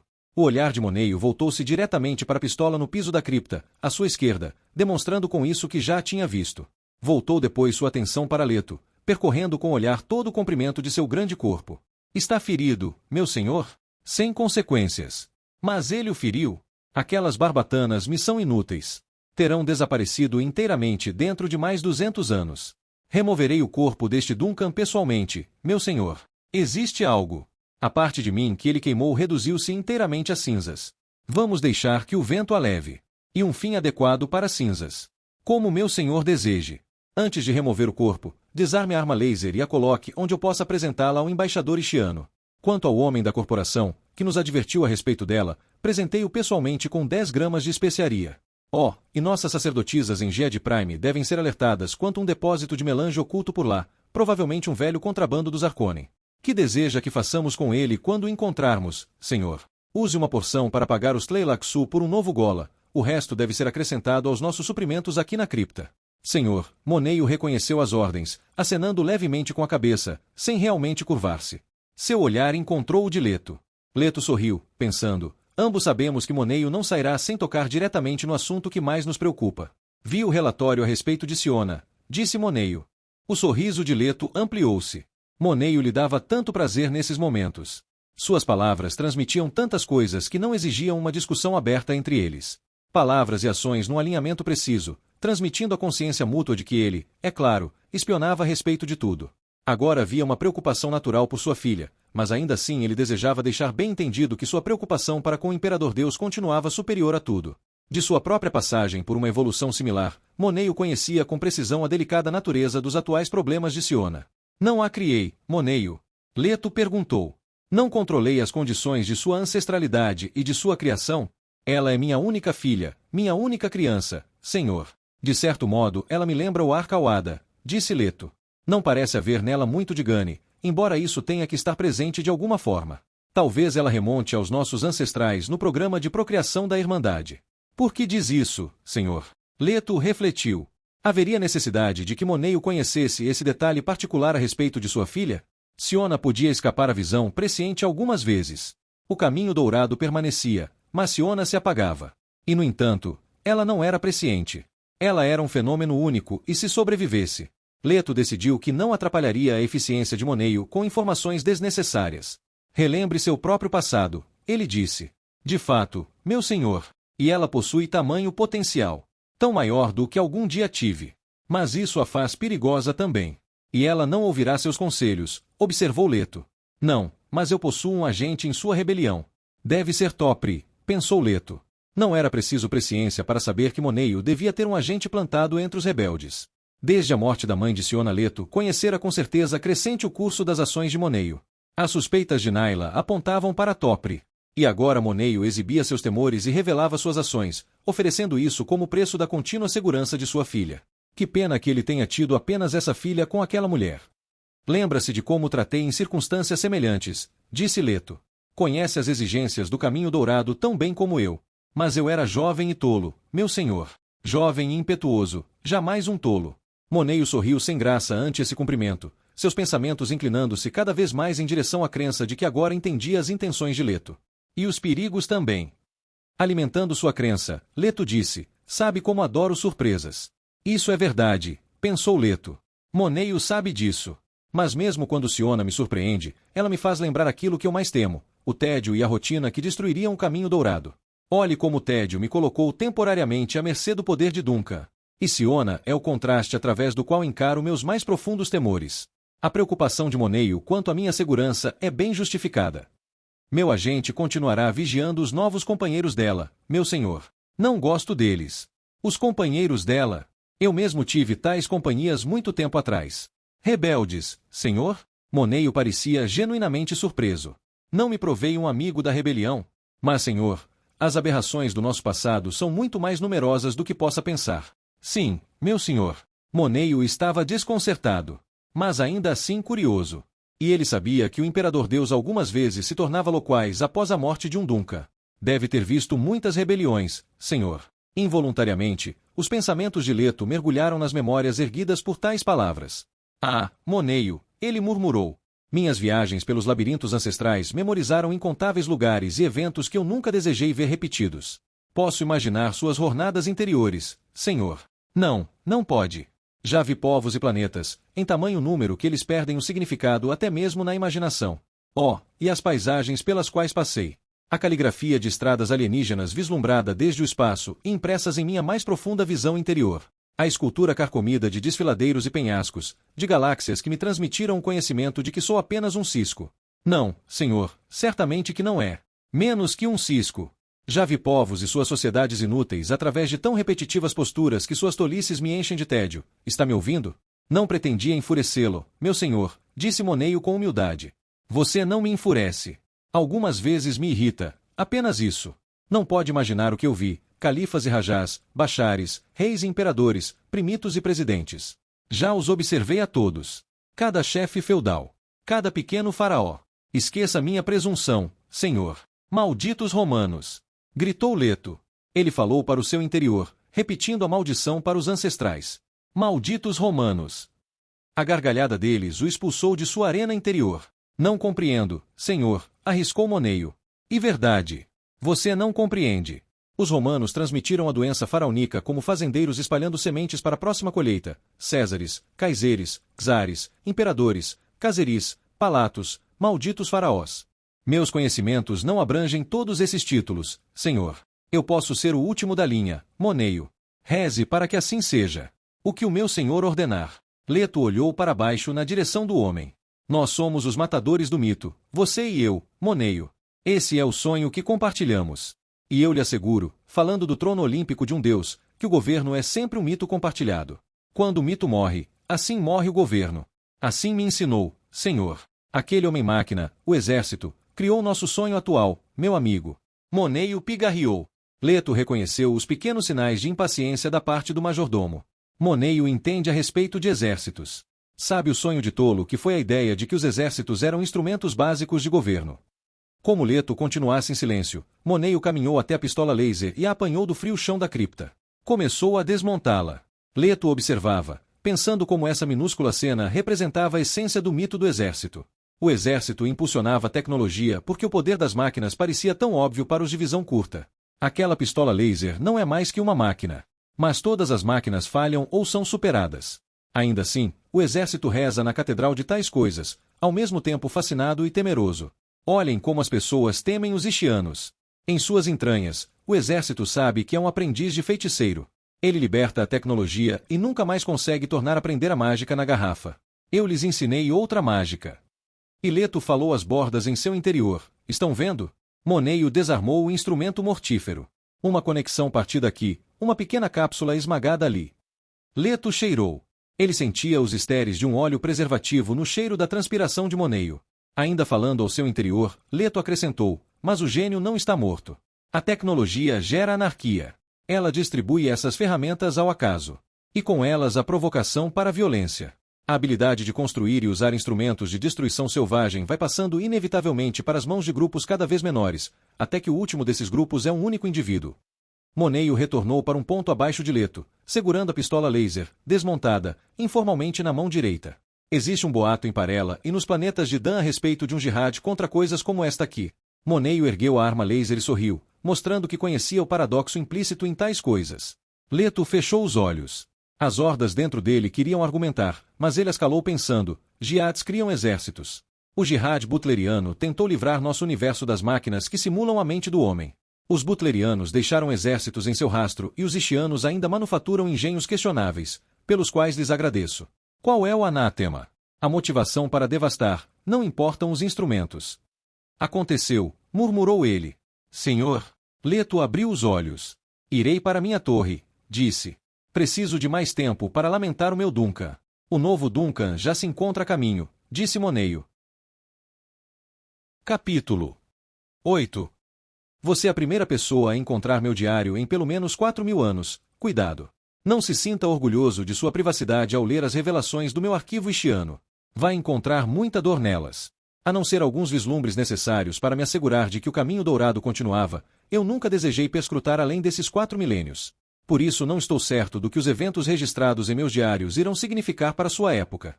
Apenas sei que meus diários caíram no esquecimento e que os acontecimentos que neles reconto terão sofrido indubitável distorção histórica através dos anos.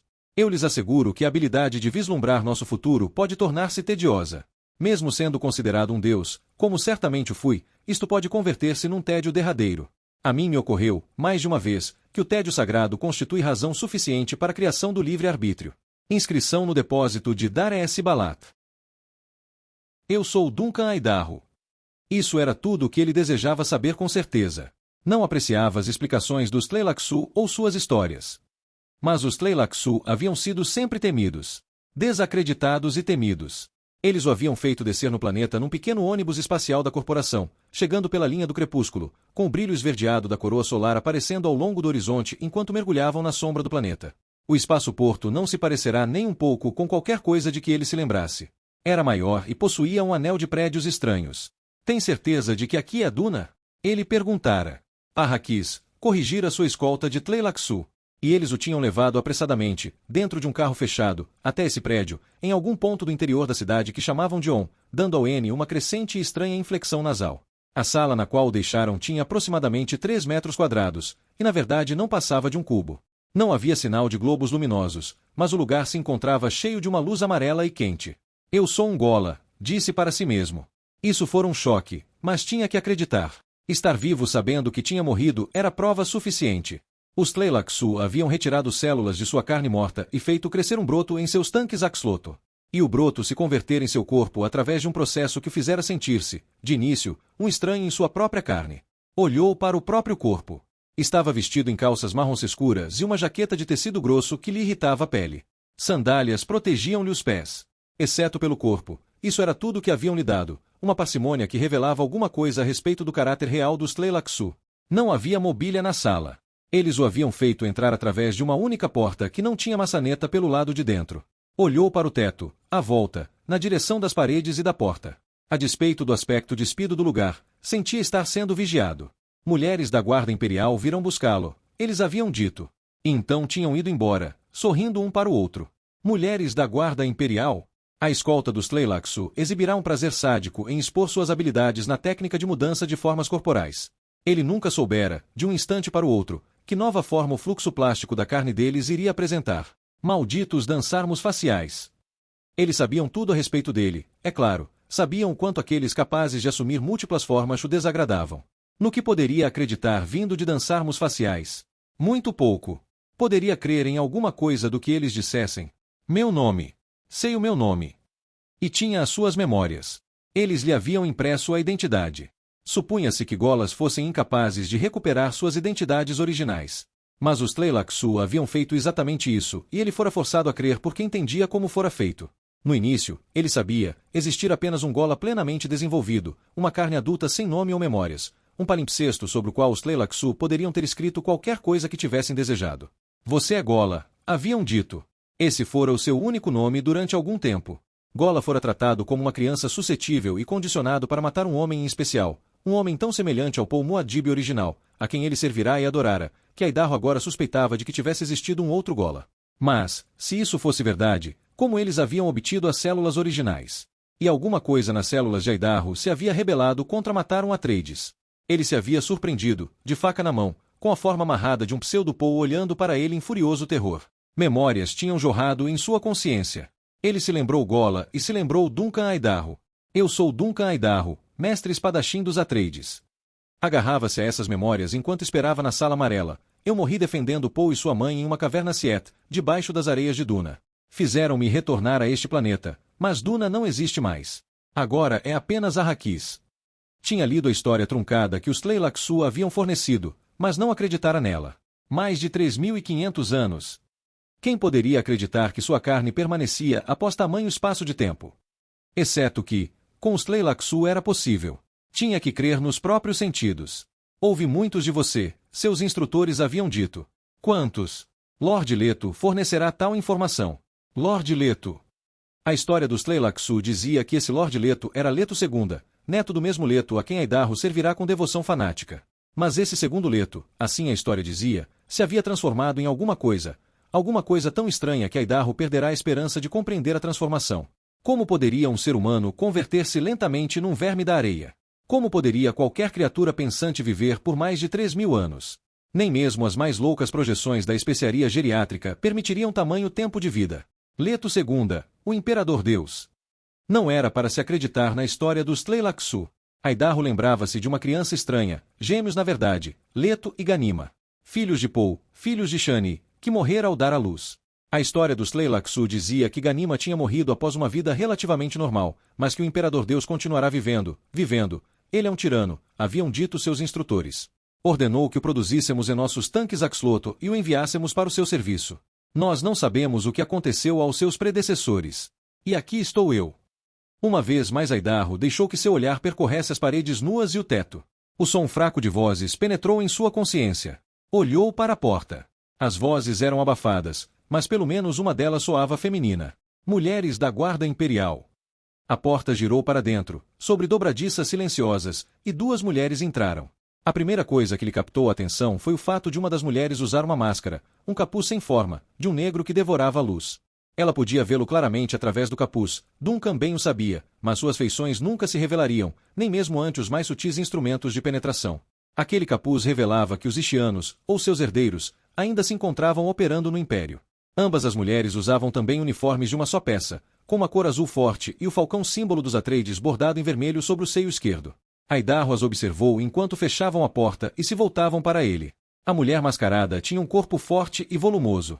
Caminhava revelando o cuidado ilusório de uma fanática por musculação profissional.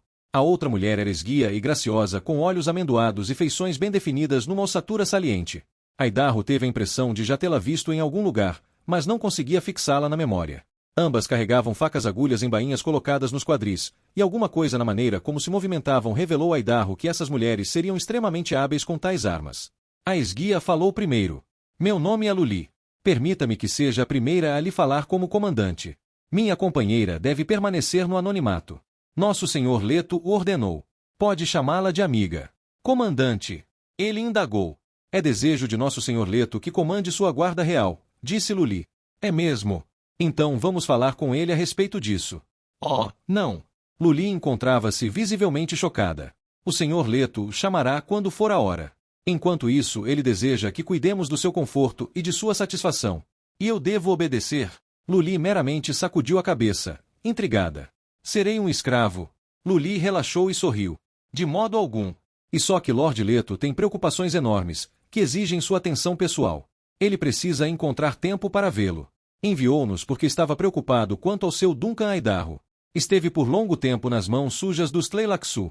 Tleilaxu sujos, pensou Aidarro. Isso pelo menos não tinha mudado. Ele estava preocupado, entretanto, com uma referência em particular que surgira na explicação de Luli. Seu Duncan Aidarro não é um guerreiro Atreides.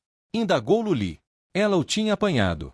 Aidarro assentiu com a cabeça, virando-a levemente para olhar a enigmática mulher mascarada.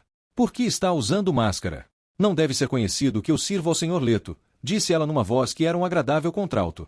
Mas Aidarro suspeitava de que isso também fosse uma ilusão produzida pela máscara. Então, por que se encontra aqui? O senhor Leto confia em mim para verificar se você foi alterado pelos sujos Tleilaxu. Aidarro tentou engolir com uma garganta subitamente seca. Tal pensamento tinha-lhe ocorrido várias vezes a bordo do transporte da corporação.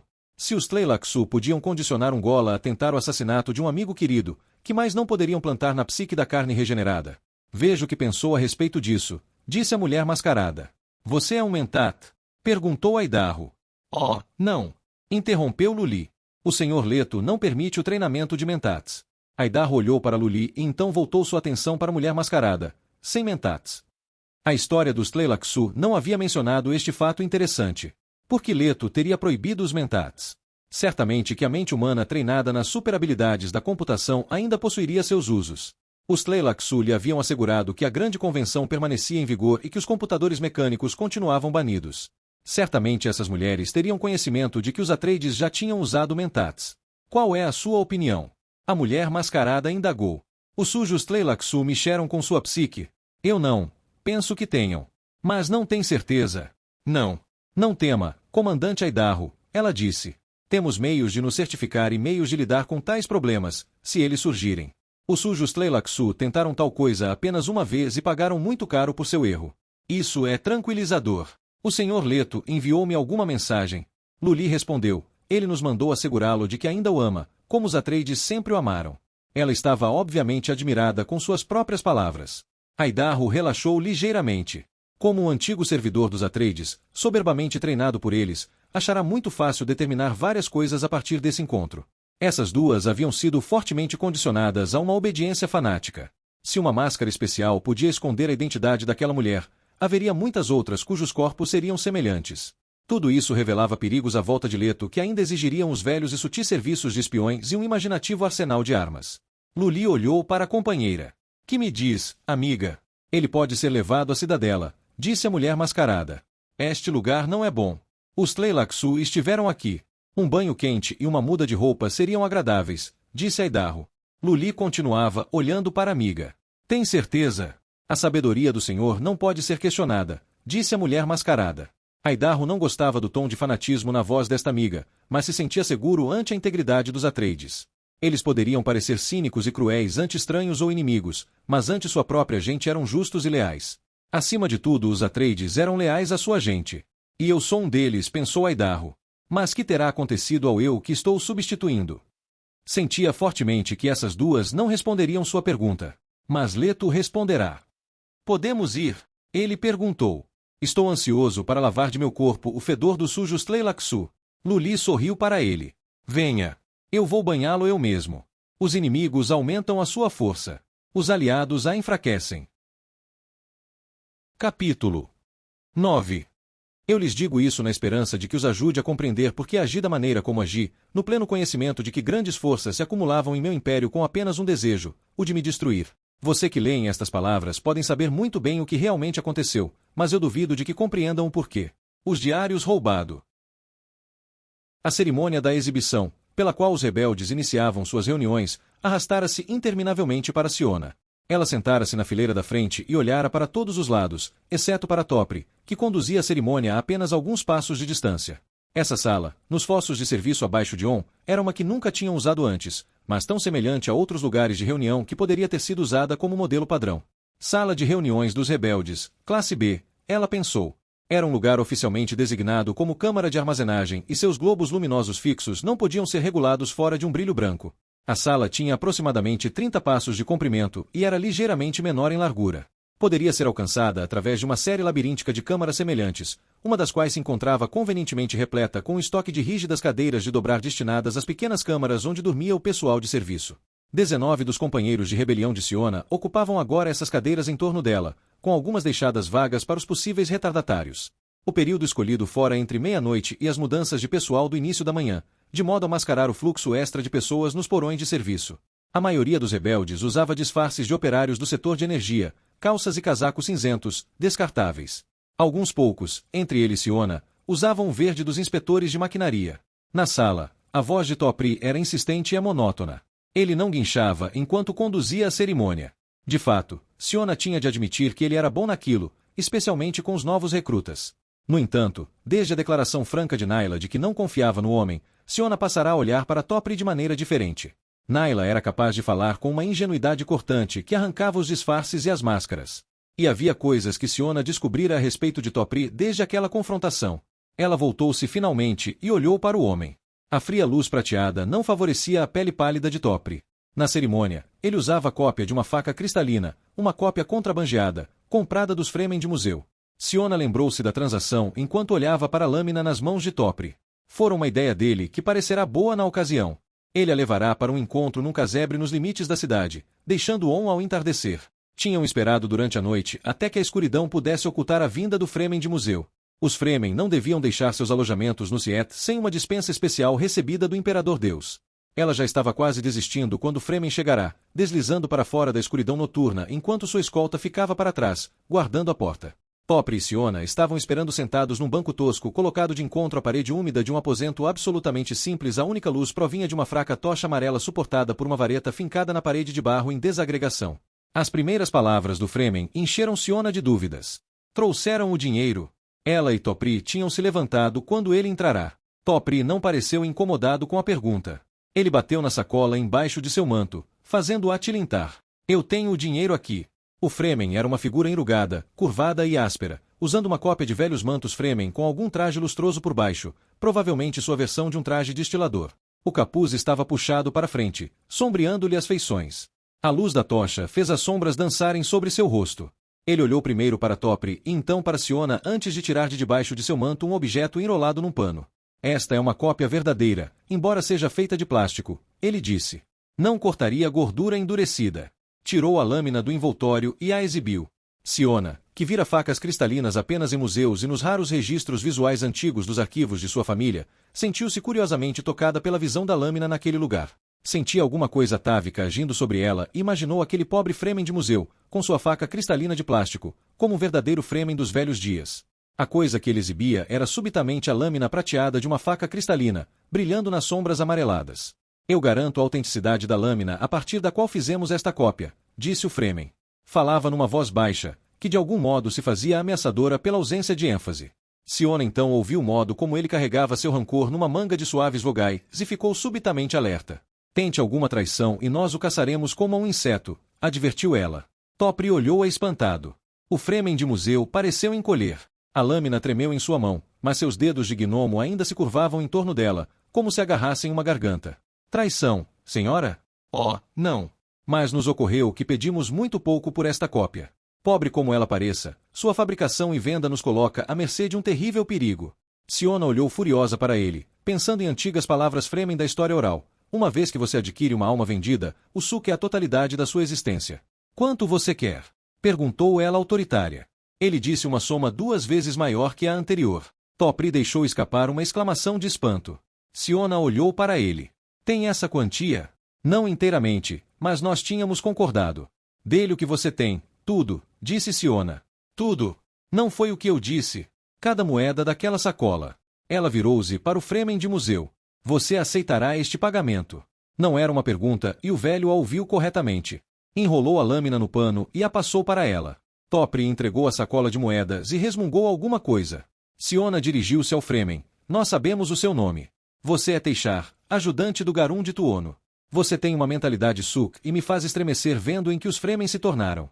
Senhora, nós temos de ganhar a vida, ele protestou. Você não está vivo, disse ela. Desapareça. Teixar voltará-se e saíra correndo com a sacola de dinheiro segura junto ao peito. A memória daquela noite não parecia agradável na mente de Siona enquanto ela observava Topri exibir a faca cristalina em sua cerimônia rebelde. Não somos melhores do que Teixar, ela pensou, uma cópia é pior do que nada. Topri brandia a estúpida lâmina sobre a cabeça enquanto se aproximava da conclusão da cerimônia. Siona olhou para longe dele, fitando Naila sentada à sua esquerda. Naila olhou primeiro para uma direção e depois para outra.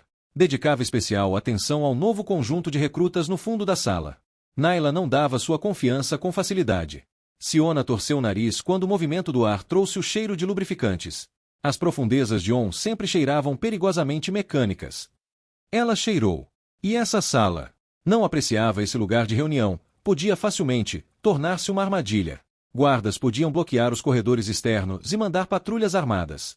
Este podia ser facilmente o lugar onde sua rebelião terminaria. E Siona estava duplamente incomodada pelo fato de que o local fora uma escolha de Topri. Um dos poucos enganos de Ulot, ela pensou. O pobre Ulot, morto, aprovara a admissão de Topri na rebelião. Ele é um funcionário subalterno nos serviços municipais. Ulot explicará. Topri pode encontrar muitos lugares úteis para nos encontrarmos e nos armarmos. Topri chegará quase ao fim de sua cerimônia. Colocou a faca em sua caixa decorada e pôs a caixa no piso ao lado dele. Meu rosto é o meu juramento, ele disse, e voltou seu perfil para a sala, primeiro um lado, depois o outro. Eu lhes mostro a minha face, de modo que me possam reconhecer em qualquer lugar e saber que sou um de vocês. Cerimônia estúpida, pensou Siona. Mas ela não se atrevia a quebrar o padrão estabelecido. E quando Topri tirou uma máscara de gaze negra de um bolso e a colocou sobre a cabeça, ela tirou sua própria máscara e também a colocou. Todos na sala fizeram a mesma coisa, e se podia ouvir o ruído da movimentação. A maioria dos presentes havia sido alertada de que Topri trouxera um visitante especial. Siona prendeu o nó da máscara sobre a nuca, ansiosa por ver o visitante. Topri caminhou até a única porta da sala. Houve um tumulto de metal batendo enquanto todos se levantavam e dobravam suas cadeiras, colocando-as de encontro à parede oposta à porta. Mediante um sinal de Siona, Topri bateu 3 vezes no painel da porta, esperou 2 batidas vindas de fora e então bateu 4 vezes. A porta se abriu e um homem alto, em traje oficial marrom escuro, deslizou para dentro da sala. Não usava máscara, o rosto descoberto para que todos o vissem, um rosto magro e imperioso, com boca estreita, nariz fino e olhos castanho escuros, profundo sob sobrancelhas espessas. Era um rosto reconhecido pela maioria dos ocupantes da sala. Meus amigos, disse Topri, eu lhes apresento Io Koba, o embaixador de 9. Ex-embaixador, corrigiu Koba.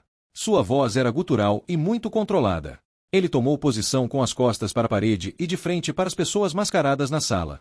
No dia de hoje recebi ordens de nosso Imperador Deus para deixar a Hakiz em desgraça. Por quê? Siona fez a pergunta sem qualquer formalidade. Koba girou a cabeça num gesto brusco, um movimento rápido que fixou seu olhar no rosto mascarado. Houve um atentado contra a vida do Imperador, e ele traçou a origem da arma até minha pessoa. Os companheiros de Siona abriram um espaço entre ela e o embaixador, claramente assinalando que a respeitavam. Então por que ele não o matou? Quis ela saber. Acho que ele está querendo dizer que eu não valho uma execução. Existe também o fato de que ele me usa agora para levar uma mensagem a 9. Que mensagem? Siona caminhou através do espaço aberto até parar a 2 passos de Koba. Reconheceu o apetite sexual do homem enquanto este lhe observava o corpo. Você é filha de Moneio, ele disse. Uma tensão silenciosa explodiu dentro da sala. Porque ele revelava que a tinha reconhecido. Quem mais ele teria reconhecido ali? Koba não parecia um tolo. Por que fizera isso? Seu corpo, sua voz e suas maneiras são bem conhecidas aqui em On, disse ele. Esta máscara é uma tolice. Ela arrancou a máscara e sorriu para ele. Concordo. Agora responda à minha pergunta. Ouviu Naila caminhando para se colocar à sua esquerda. Mais 2 auxiliares escolhidos por Naila ficaram junto dela. Siona viu o instante da conscientização atingir Koba. Sua morte aconteceria ali se ele falhasse em satisfazer suas exigências. Sua voz não perdeu o controle, mas ele falou mais lentamente, escolhendo as palavras com mais cuidado. O Imperador Deus me disse que tem conhecimento de um acordo entre 9 e a corporação. Nós estamos tentando construir um amplificador mecânico daqueles talentos de navegação da corporação que atualmente dependem da melange. Nesta sala nós o chamamos o Verme, disse Siona. Que faria sua máquina Ishiana? Vocês estão conscientes de que os navegadores da corporação necessitam da especiaria antes que possam ver o caminho seguro para a travessia? Vocês substituiriam os navegadores com essa máquina? Pode ser possível. E que mensagem deve levar aos seus com relação a essa máquina? Devo dizer aos meus que eles só podem prosseguir com o projeto se enviarem ao Imperador relatórios diários a respeito dos progressos obtidos. Ela sacudiu a cabeça. Ele não precisa de tais relatórios. Essa é uma mensagem estúpida. Koba engoliu em seco, não mais ocultando seu nervosismo. A corporação e a Irmandade estão excitadas com nosso projeto, ele disse. Estão cooperando conosco. Siona assentiu uma vez, e pagam por sua participação partilhando sua especiaria com 9. Koba olhou furioso para ela. Trata-se de um trabalho dispendioso e nós precisamos de especiaria para testes comparativos com os navegadores da corporação. Isso é uma mentira e uma trapaça. Seu engenho nunca funcionará e o Verme sabe disso. Como se atreve a nos acusar de... Cale-se! Eu apenas lhe disse a verdadeira mensagem. O Verme está dizendo a vocês, Ishianos, para continuarem trapaceando a corporação e a Bene Gesserit. Isso o diverte. Mas pode funcionar. Insistiu Koba. Ela meramente sorriu para ele. Quem tentou matar o Verme? Duncan Aidarro. Naila emitiu um som ofegante. Houve outros pequenos sinais de surpresa através da sala, uma testa franzindo-se, uma inspiração súbita. E Aidarro está morto? Perguntou Siona. Nós presumimos que sim, mas o Verme recusa-se a confirmar. Por que presume que ele esteja morto? Os Tleilaxu enviaram outro gol a Aidarro. Percebo. Siona voltou-se e fez sinal para Naila, que foi até uma extremidade da sala e retornou com um embrulho delgado enrolado em papel suco cor-de-rosa. O tipo de papel que os lojistas usavam para embalar pequenas compras. Naila entregou o embrulho a Siona. Esse é o preço do nosso silêncio, disse Siona, estendendo o embrulho para Koba. Foi por isso que permitimos que Topri o trouxesse aqui esta noite. Koba aceitou o embrulho, sem desviar sua atenção do rosto dela. Silêncio? Perguntou ele.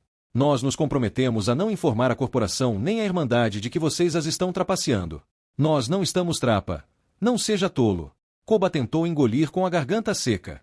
O significado das palavras dela tinha se tornado claro para ele. Verdade ou não, se a rebelião espalhasse tal história todos acreditariam. Era o senso comum, como Topri se orgulhava de dizer. Siona olhou para Topri, que esperava logo atrás de Koba. Ninguém se unia a essa rebelião por motivos de senso comum. Será que Topri não percebia que esse senso comum poderia traí-lo? Ela voltou sua atenção para Koba. Que há no embrulho? Ele perguntou. Alguma coisa em sua maneira de perguntar revelou a Siona que ele já sabia. Essa é uma coisa que estou enviando para 9. Você a levará até lá para mim. São cópias de 2 volumes que retiramos da Fortaleza do Verme. Koba olhou para o embrulho em suas mãos. Era óbvio que ele queria largar a coisa, que essa sua aventura na rebelião o tinha carregado com um peso mais mortífero do que ele havia esperado. Lançou um olhar de escárnio para Topri, que foi como se tivesse verbalizado. Por que você não me avisou? O que? Ele voltou a encarar Siona e pigarreou. O que há nestes volumes? Sua gente pode nos dizer isso. Pensamos que são as próprias palavras do verme, escritas num código que não podemos ler, e que os faz pensar. Vocês istianos são hábeis com tais coisas. E se fracassarmos? Ela encolheu os ombros. Nós não os culparemos por isso. Todavia, se usarem estes volumes para qualquer outro propósito, ou deixarem de nos dar o relato total de uma descoberta, como alguém pode ter certeza de que nós não vamos depender somente de vocês. Outros também receberão cópias. Acho que a Irmandade e a Corporação não hesitarão em tentar decifrar esses volumes. Koba colocou o embrulho debaixo do braço, pressionando-o contra seu corpo. Que a faz pensar que o verme não conhece suas intenções, ou não sabe a respeito deste encontro. Eu penso que ele sabe de muitas coisas assim, pode até saber quem lhe retirou esses volumes. Meu pai acredita que ele é verdadeiramente presciente. Seu pai acredita na história oral. Todos nesta sala acreditam nela. A história oral não está em desacordo com a história formal nas questões que são importantes. Então, por que o verme não age contra você? Ela apontou para o embrulho debaixo do braço de Koba. Talvez a resposta esteja aí. Ou será que você e estes volumes cifrados não representam ameaça real para ele? Koba não ocultava seu ódio. Não apreciava ser forçado a tomar decisões. Talvez. Diga-me por que você mencionou a história oral. Uma vez mais Koba sentiu a ameaça na voz. Ela diz que o verme é incapaz de ter emoções humanas. Essa não é a razão, ela respondeu. Você terá mais uma chance para me dizer a razão. Naila moveu-se mais 2 passos para junto de Koba. Eu recebi instruções para rever a história oral antes de vir aqui, aquela que sua gente. Ele encolheu os ombros. Que nós cantamos. Sim. Quem lhe disse isso? Koba engoliu em seco, dirigiu um olhar temeroso para Topri e então de volta para Siona. Topri? Ela perguntou. Eu achei que o ajudaria a nos compreender, disse Topri. E você lhe disse o nome de seu líder, acrescentou Siona. Ele já sabia. A voz de Topri tinha reencontrado seu guincho. Que partes, em particular, da história oral lhe mandaram rever? Indagou Siona. Linhagem Atreides. E agora você julga que sabe por que as pessoas se unem a mim na rebelião. A história oral revela exatamente como ele trata a todos da linhagem Atreides. Exclamou Koba. Ele nos dá um pouco de corda e então nos enforca? Indagou Siona, sua voz ilusoriamente calma. Isso foi o que ele fez com seu próprio pai, disse Koba. E agora ele está deixando que eu brinque de rebelião? Sou apenas um mensageiro, lembrou Koba. Se me matar, quem levará sua mensagem? Ou a mensagem do verme, disse Siona. Koba permaneceu em silêncio.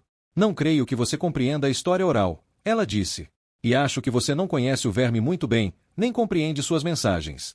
O rosto de Koba ficou vermelho de raiva. O que evitará que você se torne como todos os outros Atreides, uma parte submissa e obediente do... Koba interrompeu a frase, subitamente consciente do que a raiva o fizera dizer. Apenas mais um recruta para o círculo interno do verme, disse Siona. Como os Duncans Aidarro. Ela voltou-se e olhou para Naila. Os 2 auxiliares, Anuk e Tal, tornaram-se subitamente alertas, mas Naila permanecia impassível. Siona acenou com a cabeça uma vez para Naila. Como haviam jurado fazer, Anuk e Tal tomaram posições bloqueando a porta. Naila deu a volta para se postar junto ao ombro de Topri. Que está acontecendo? Indagou Topri. Queremos saber tudo de importante que o ex-embaixador possa partilhar conosco, respondeu Siona. Queremos a mensagem integral. Topri começou a tremer. A transpiração surgiu na testa de Koba. Ele olhou uma vez para Topri e então voltou sua atenção para Siona. Aquele único olhar foi como um véu arrancado, para que Siona percebesse nitidamente o relacionamento entre os dois. Ela sorriu. Isso meramente confirmava o que já descobrira. Koba ficou imóvel. Pode começar, ordenou Siona. O que você, O verme lhe deu uma mensagem particular para seus mestres. Quero ouvi-la. Ele quer uma ampliação para sua carreta. Então espera crescer ainda mais. Que mais? Devemos enviar-lhe um grande suprimento de papel de cristal riduliano. Com que propósito? Ele nunca explica seus pedidos. Isso revela o uso de coisas que ele proíbe aos outros, ela disse. Koba disse amargamente. Ele nunca proíbe nada para si próprio. E vocês têm feito brinquedos proibidos para ele? Eu não sei. Ele está mentindo, pensou ela, mas preferiu não insistir nisso. Já era suficiente conhecer a existência de outra rachadura na armadura do verme. Quem irá substituí-lo? Eles estão enviando uma neta de Malk, disse Koba. Deve lembrar-se de que ele. Nós nos lembramos de Malk, interrompeu Siona. E por que uma neta de Malk se torna nova embaixadora? Não sei. Mas isso foi ordenado mesmo antes que o Imagem. O verme me mandasse partir. E o nome dela? Vinorei. Nós cultivaremos a amizade de Vinorei, disse Siona. Você não vale a pena. Esta Vinorei pode ser diferente. Quando retornará a 9? Imediatamente após o festival, na primeira nave da corporação. E que vai dizer aos seus superiores? A respeito do quê? Minha mensagem. Eles farão o que pede. Eu sei. Pode ir agora, ex-embaixador Koba. Koba quase colidiu com os guardas da porta, em sua pressa para sair. Topri fez menção de segui-lo, mas Naila o segurou pelo braço. Topri lançou um olhar de temor ao corpo musculoso de Naila e então olhou para Siona, a qual esperou que a porta se fechasse atrás do embaixador Ishiano antes de falar. Essa mensagem não era meramente para os Ishianos, era para nós também, ela disse. O verme nos desafia e nos mostra as regras do combate. Topri tentou soltar seu braço da pressão de Naila. O que você... Topri, eu também posso mandar uma mensagem. Diga ao meu pai para informar o verme de que nós aceitamos. Naila soltou-lhe o braço e Topri esfregou o lugar onde ela o segurara. Certamente que não. Saia enquanto pode e nunca mais volte, advertiu Siona. Não está dizendo que Sus. Eu lhe disse para sair. Você é desajeitado, Topri. Eu estive na escola de oradoras peixes durante a maior parte da minha vida. Ensinará-me a reconhecer isso. Koba está partindo. Que mal há em... Ele não apenas me conhecia. Ele sabia o que eu tinha roubado da cidadela. Mas ele não sabia que eu iria mandar o embrulho para 9 com ele. Suas ações revelaram-me que o verme deseja que eu envie esses volumes para 9. Topri afastou-se de Siona na direção da porta. Anuki e Tal abrirão-lhe passagem, escancarando a porta. Siona seguiu com sua voz. Não argumente que foi o verme que falou com Koba a meu respeito e sobre o embrulho. O verme não manda mensagens tolas. Informei-lhe que eu disse isso.